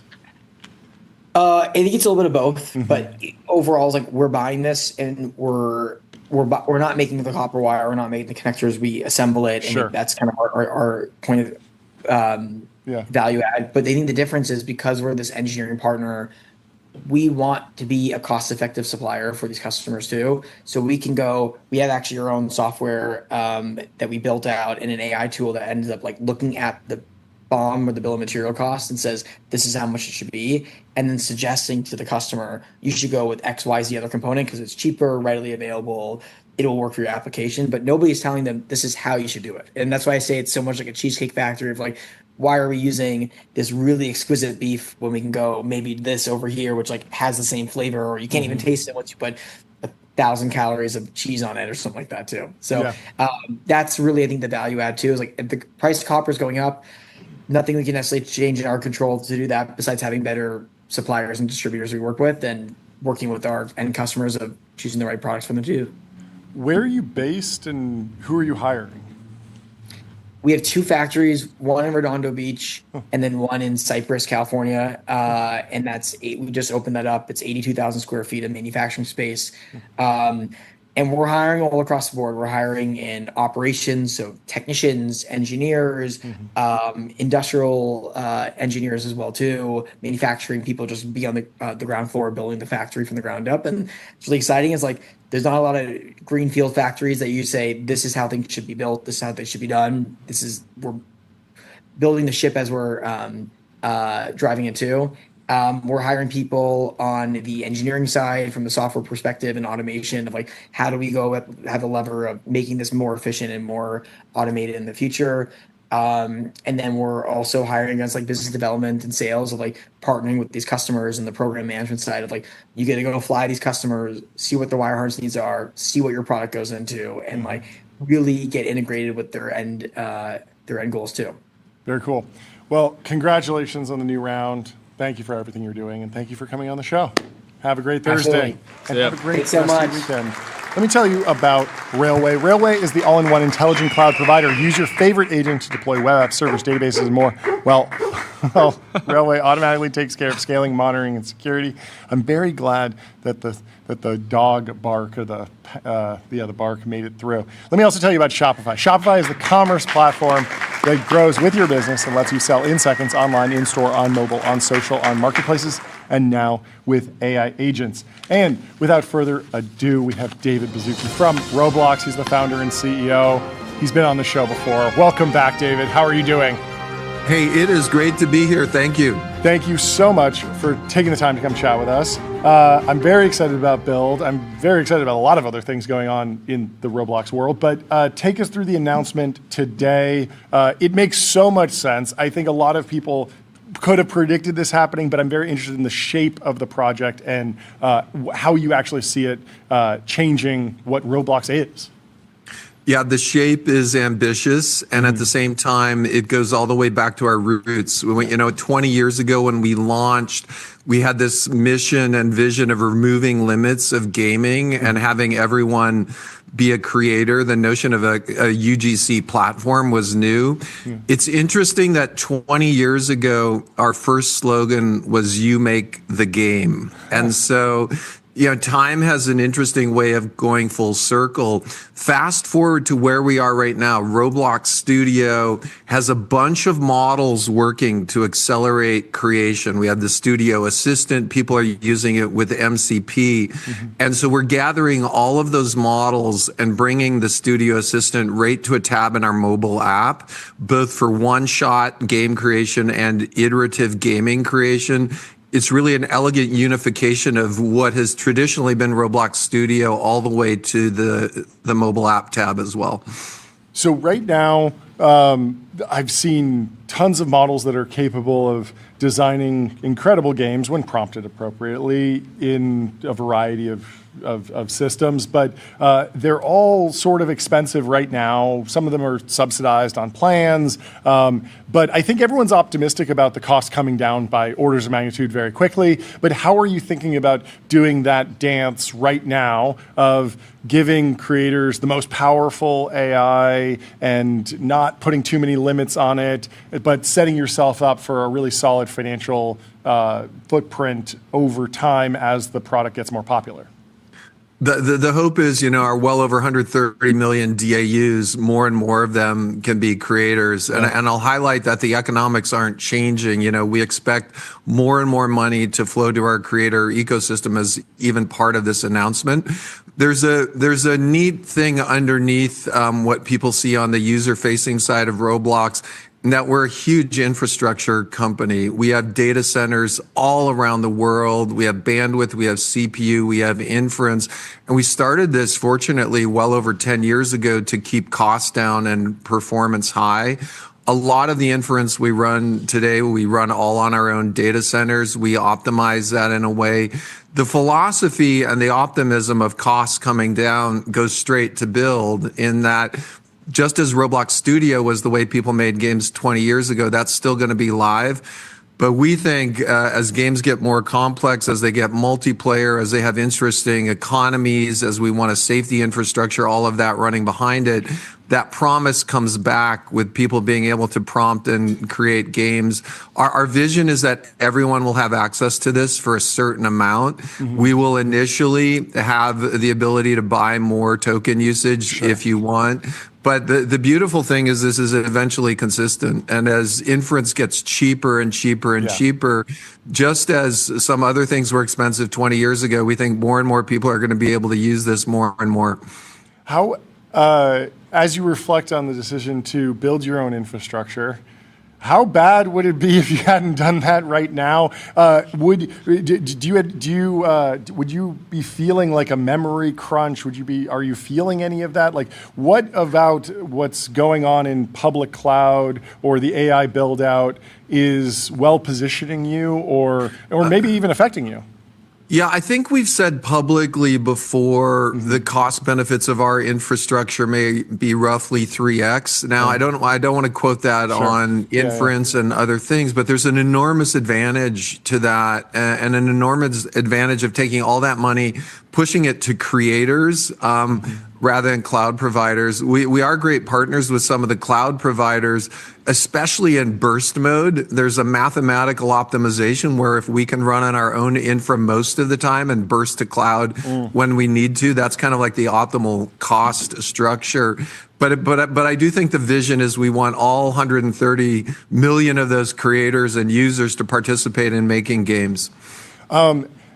Take me through some of the other AI initiatives that are rolling out across Roblox right now. I was fascinated by the AI up-resing technology. I'd been very optimistic about that all over gaming. We've seen it, early signs of it with DLSS, but clearly this is next generation technology. What's the feedback been? What's the process like? How big I think there's a little bit of a fun boiled toad thing going on here. We're all used to what a game looks like. We've been all playing games for 10 or 20 years. We know what they look like, and we have an expectation of what we look like.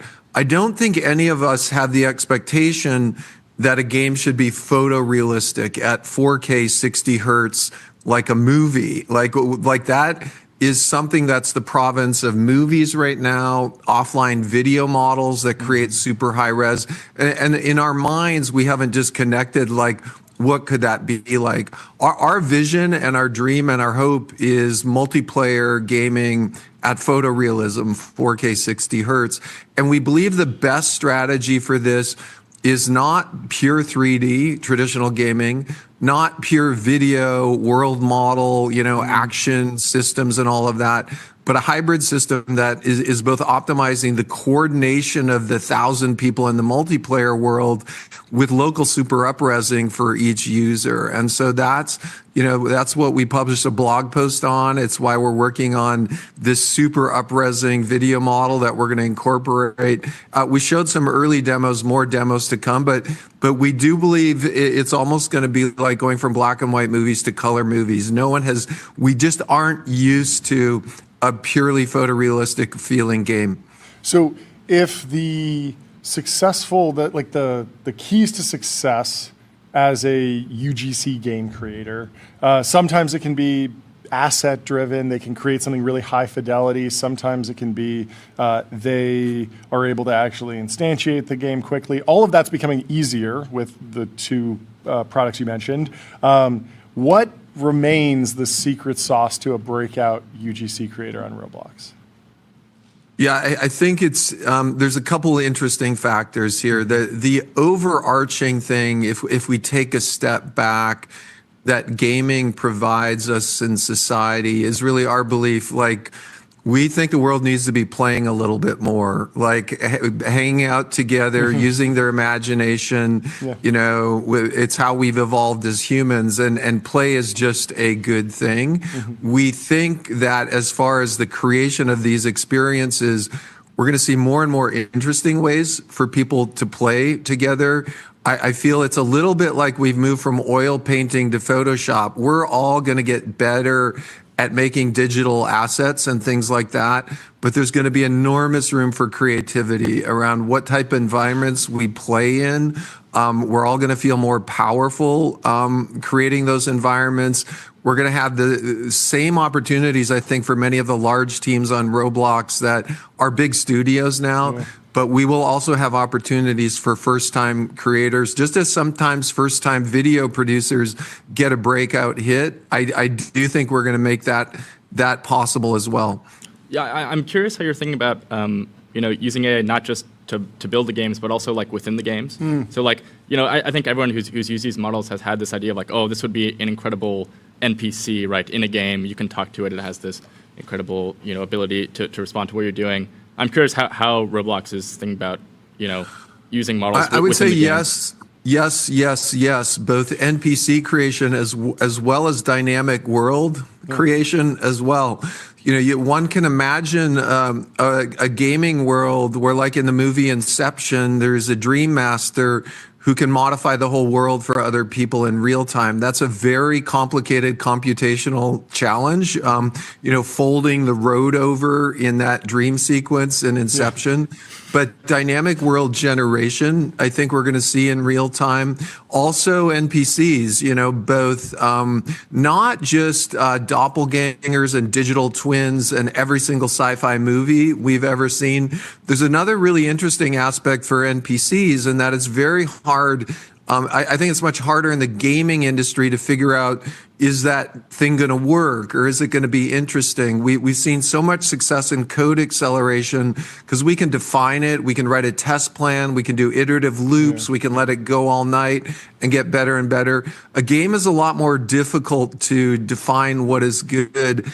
I think we're going to see more and more NPCs used as testing agents. And the interesting thing about NPCs is rather than trying to write a test plan, well, like let's put 100 random NPCs in a game, give them the same mission as a human, and see how they perform. The fun thing about really extrapolating to the future with a lot of compute and a lot of inference is those NPCs could conceivably run 100 times faster than humans. So it's feasible to imagine a 100-player test for 100 hours with NPCs being compressed down to an hour. That starts to introduce the notion of Wiggins loop programming for game creators initially with NPCs. You mentioned Inception. The whole team's nodding because they all just saw it in 70 millimeter in theaters because it was re-released. They love that.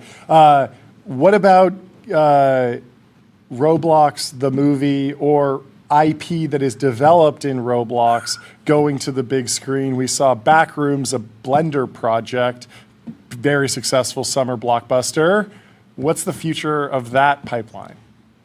We are looking into it. We've been really conservative because what we've always imagined Roblox as a IP factory where new IPs that are not coming from the movie angle are coming from the, dress to impress and grow a garden angle. I just went and bought some dress to impress physical toys. So I think we're looking at how maybe in the future we would accelerate less of Roblox and more of those creators. It's fun to imagine a future where the brands of those creators supports properties. So I would say a lot of opportunity there. How is advertising developing in Roblox? It feels like AI unlocks, it just lowers the cost of actually doing a branded integration. Someone who's a non-technical marketer can potentially come to you and say, I want a physical instantiation of my store. I want to do some sort of stunt. And you can say, yeah, like this will just be a couple tokens. It's going to be a couple $100. I think you're exactly right. What we're experimenting as well, even the descriptions of experiences, the thumbnails that creators make, all of that is starting to become AI and dynamically generated. I would also say as our discovery tool moments more and more starts to become front and center in the product, that's a much more advertising format a lot of young people are used to. Also our on-platform advertising business, which is creators in addition to using our recommendation algorithm, boosting by buying advertising on our homepage is going very well. And then, as you mentioned, we're seeing continued growth in both brand integration as well as video advertising as well. Sorry. I did it. Sorry. It's very funny. How are you thinking about new platforms, new consoles, just the general strategy of the Roblox footprint? Are we past peak new platform, or are there more surfaces that you want to expand onto? I know 3 surfaces right now. We're doing early experiments with Android TV, which is exactly the same Roblox client. Yeah. Many experiences on Roblox that are not, super high Twitch related are super interesting there. I think there's a huge opportunity to be on all TV platforms. Of course, we really respect Nintendo and Switch. Continuing to talk with them, we do think Roblox should be on that device. And then as we start to see all this collection of AR glasses and VR headsets starting to pop out, we're going to see more and more maturation of what is kind of the standardized AR form factor, which is heads-up display overlaid on glasses, ultimately projection. That's a real interesting platform for 3D communication as well. So we're tracking that. And of course, we're big fans of MetaQuest, and Roblox is live there, and a lot of people play in VR right now. Yeah, in general, the glasses format. I mean, there's been some exciting launches, Snap Spectacles and the Meta Ray-Ban displays, but it feels like we're in a little bit of like a AR VR winter, in the sense of like it's just wait for the next major iteration. We're just sort of in between cycles. Is that what you feel? I think there's a huge AR glasses opportunity once we get speaker, microphone, camera, projection, lightweight all working together. Everyone's dancing around the edge of it.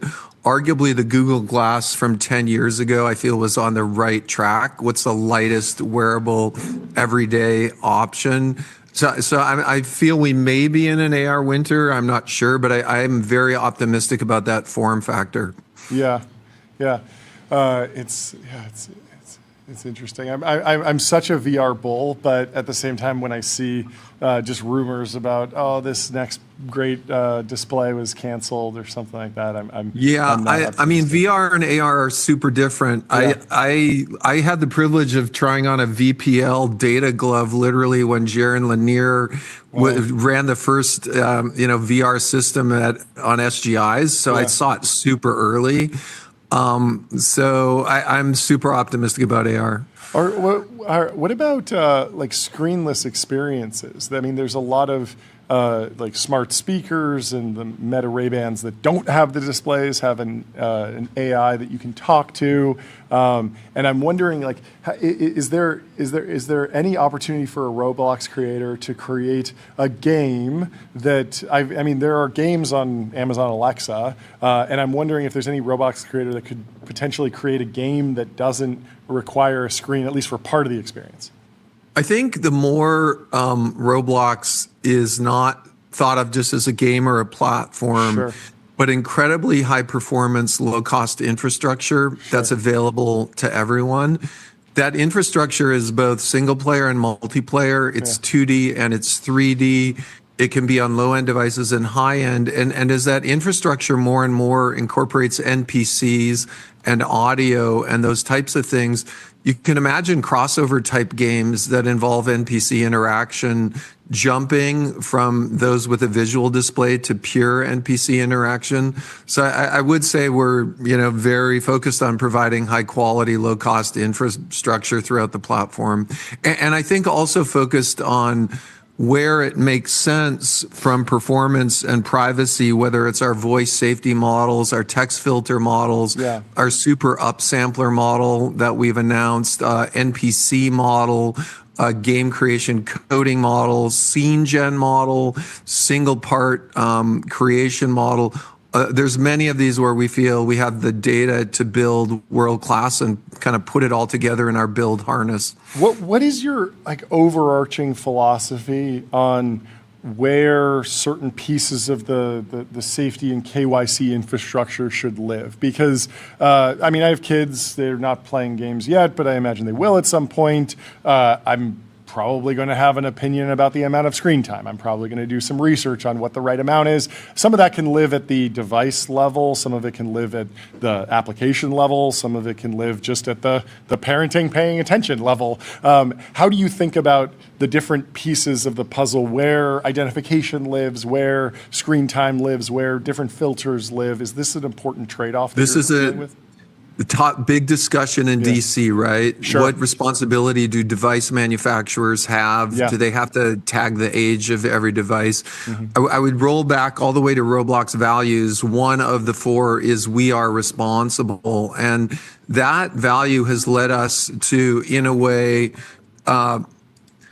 shutting off a phone call on my Apple Macintosh. Sorry about that. I hope you don't hear that. No, we're fine. So that has led me to, sorry about that. You're good.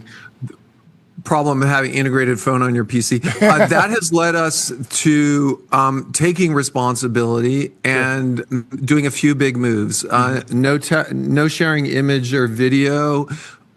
Age checking now everyone on the platform. So both AI and biometric signals, and really being unique in leading that charge.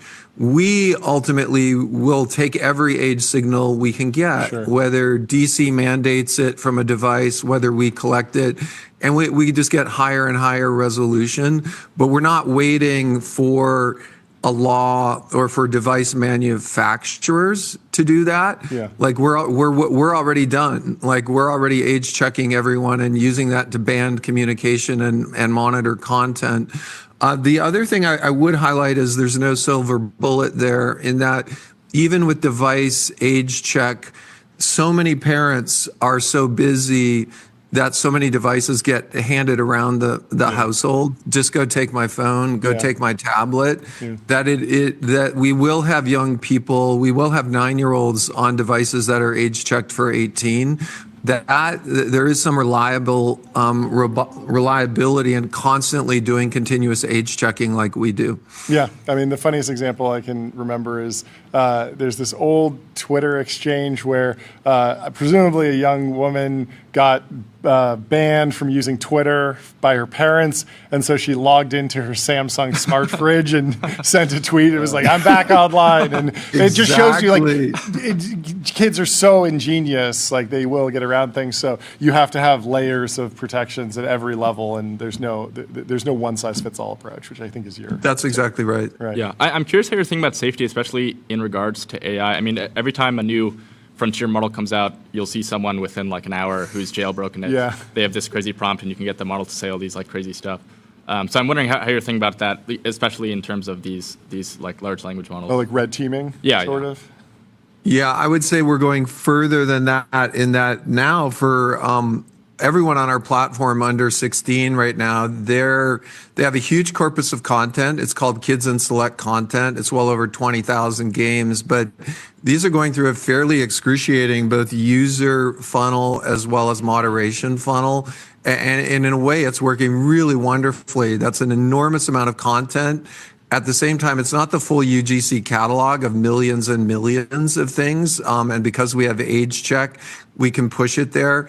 The vision with Build is we have the ability in Build that we don't fully have in Studio, where everything's being created by a prompt, where we can see a history of all the prompts that have been used to create a game, as well as ultimately the images that have been uploaded, the models, all of those kind of things, to really make a similar determination on the quality of that content. Whereas when you use a wide open IDE, whether it's Roblox Studio or VS Code or whatever, you probably can make anything. Yeah. And so we are optimistic we will keep the same safety gauntlet for experiences created by Build.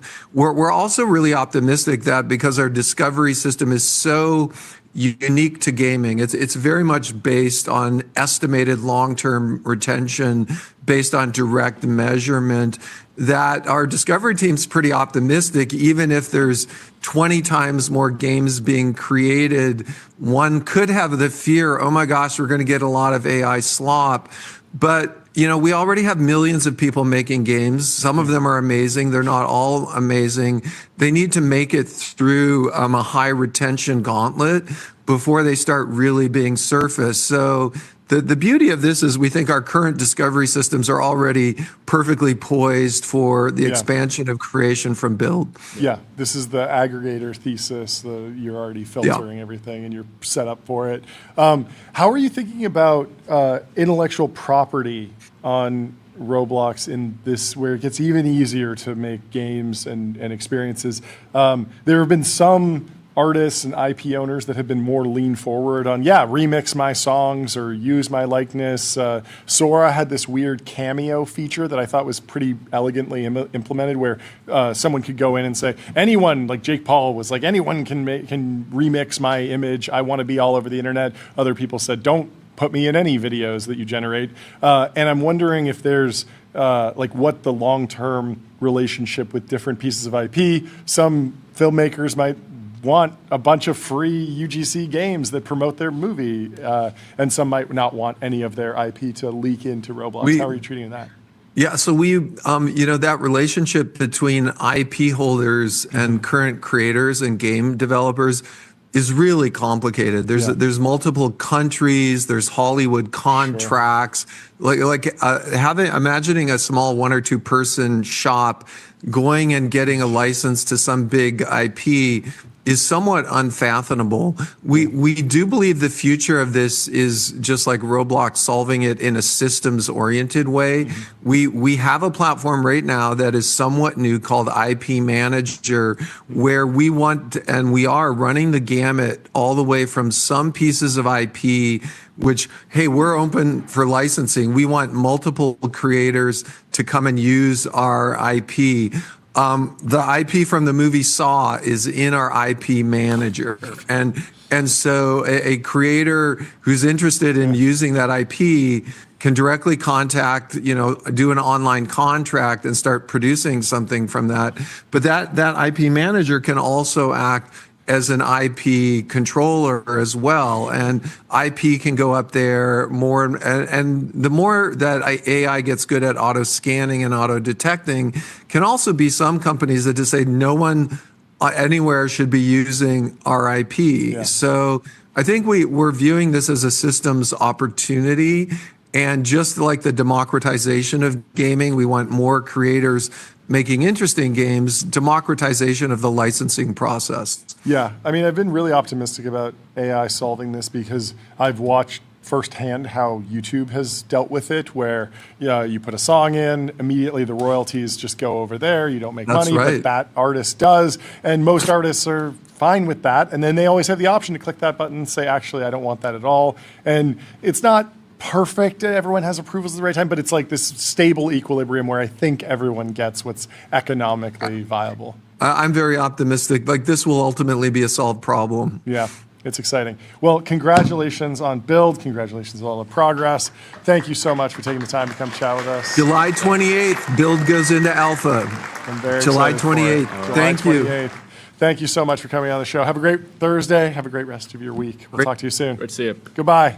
Let me tell you about MongoDB. What's the only thing faster than the AI market? Your business on MongoDB. Don't just build AI, own the data platform that powers it.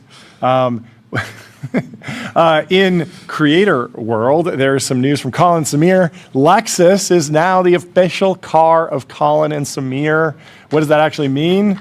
They made 4 ads for them that roll out across YouTube. They're sponsoring 4 videos on their channel. It's the first of its kind deal that represents a broader shift taking place in media. The aperture of what it means for a brand to work with the creator is changing quickly. It's very cool to see because obviously they've been on YouTube for a long time. They've done a lot of like host-read ads, mid-roll ads, but this is a much deeper integration and something that I think will be hopefully replicated all over YouTube and be a new source of revenue for creators of all kinds. So I was excited to see this. In other entertainment news, Jake from Econ CM Pick, Econom Pick, says, this is almost hard to believe. Disney spent $129 billion acquiring Marvel, Star Wars, Pixar, ESPN, and Fox, which is $182 billion in today's dollars. Throw in all their legacy assets, and the entire company's market cap today is $169 billion. Wow. Do you know what this picture is missing? What do you mean? Picture? So they're saying they acquired all these assets, and the company's only worth $169 billion. What's missing from this analysis? The cash that's been returned to shareholders. Disney, across dividends and buybacks, has returned like $70 billion, maybe more, to shareholders, which is, I don't know. I just saw this, and it is an interesting angle because they have spent a lot acquiring, and the company is not worth more than what they acquired. So there's this question of like, were those acquisitions accretive or destructive or dilutive? But there is a whole separate picture, which is that a lot of cash has been returned to shareholders throughout this journey. Yeah. Also, I mean, the mechanism with which those acquisitions were funded also should matters a lot. I don't know. Right. It was sort of interesting. Sean Frank has a pitch. He says you should move to New York City. Bro, you got to move to NYC. The weather, horrible, 100 degrees, easy. AC, F that. Taxes, so high. Rent, highest in the country. Air quality, some of the worst in America. Tech, bro, we banned Do they really ban Waymo in New York? I believe so, yeah, there's no Waymos. Wow, that's very wild. Yeah, if you can make it here, you can make it anywhere. So, I don't know. Do you ever have aspirations to move to New York City? At some point, it seems. Been to New York City? Yeah, What do yeah. you think? It's Good. a nice city. Solid That's the thing city. is that all of this is true, and it's still a great city to hang out in. It's so fun, so dense. You can see so many people walk around. It's beautiful. It's just like I don't know. It's unlike anything else. Still great, but yeah. You never lived in New York City. I've never lived in New York City, but I've spent like a lot of time there. So I've had a good time. Anyway, let me tell you about Codex. Codex is a powerful workspace for getting work done with AI agents, whether writing code, analyzing data, creating content, or automating business workflows. Codex helps you move projects forward from start to finish. And there's some other news in the timeline, but we can go over it more next week. Eli Lilly is buying psychedelics firm Atai Beckley for an initial $2.8 billion. Atai was founded by Christian Angermeyer. I've actually interviewed him years ago. Fascinating deal, working on psychedelics and a bunch of other things, therapeutics for mental health conditions. Huge deal going on there. And there's a few other stories, but we can get to them tomorrow. We're off tomorrow. There's some travel going on, but we'll be back Monday at 11 a.m. Pacific sharp. Thank you to everyone who tuned in the chat. Thank you for positive reviews of Tyler. Let us know what you think of Tyler. Leave us a review on Apple Podcasts and Spotify. Write us an email. Yeah. Tell us how he did. I think he did fantastic. Have the best Thursday of your life. Yes. There you go. That's a good what I'm supposed to impression. say, right? Yeah. That's a good impression. But thank you. Sign up for a newsletter at tbpn.com, and we will see you on Monday. See ya. Goodbye. Rolling flashbang. Oh, we got the flashbang. There we go.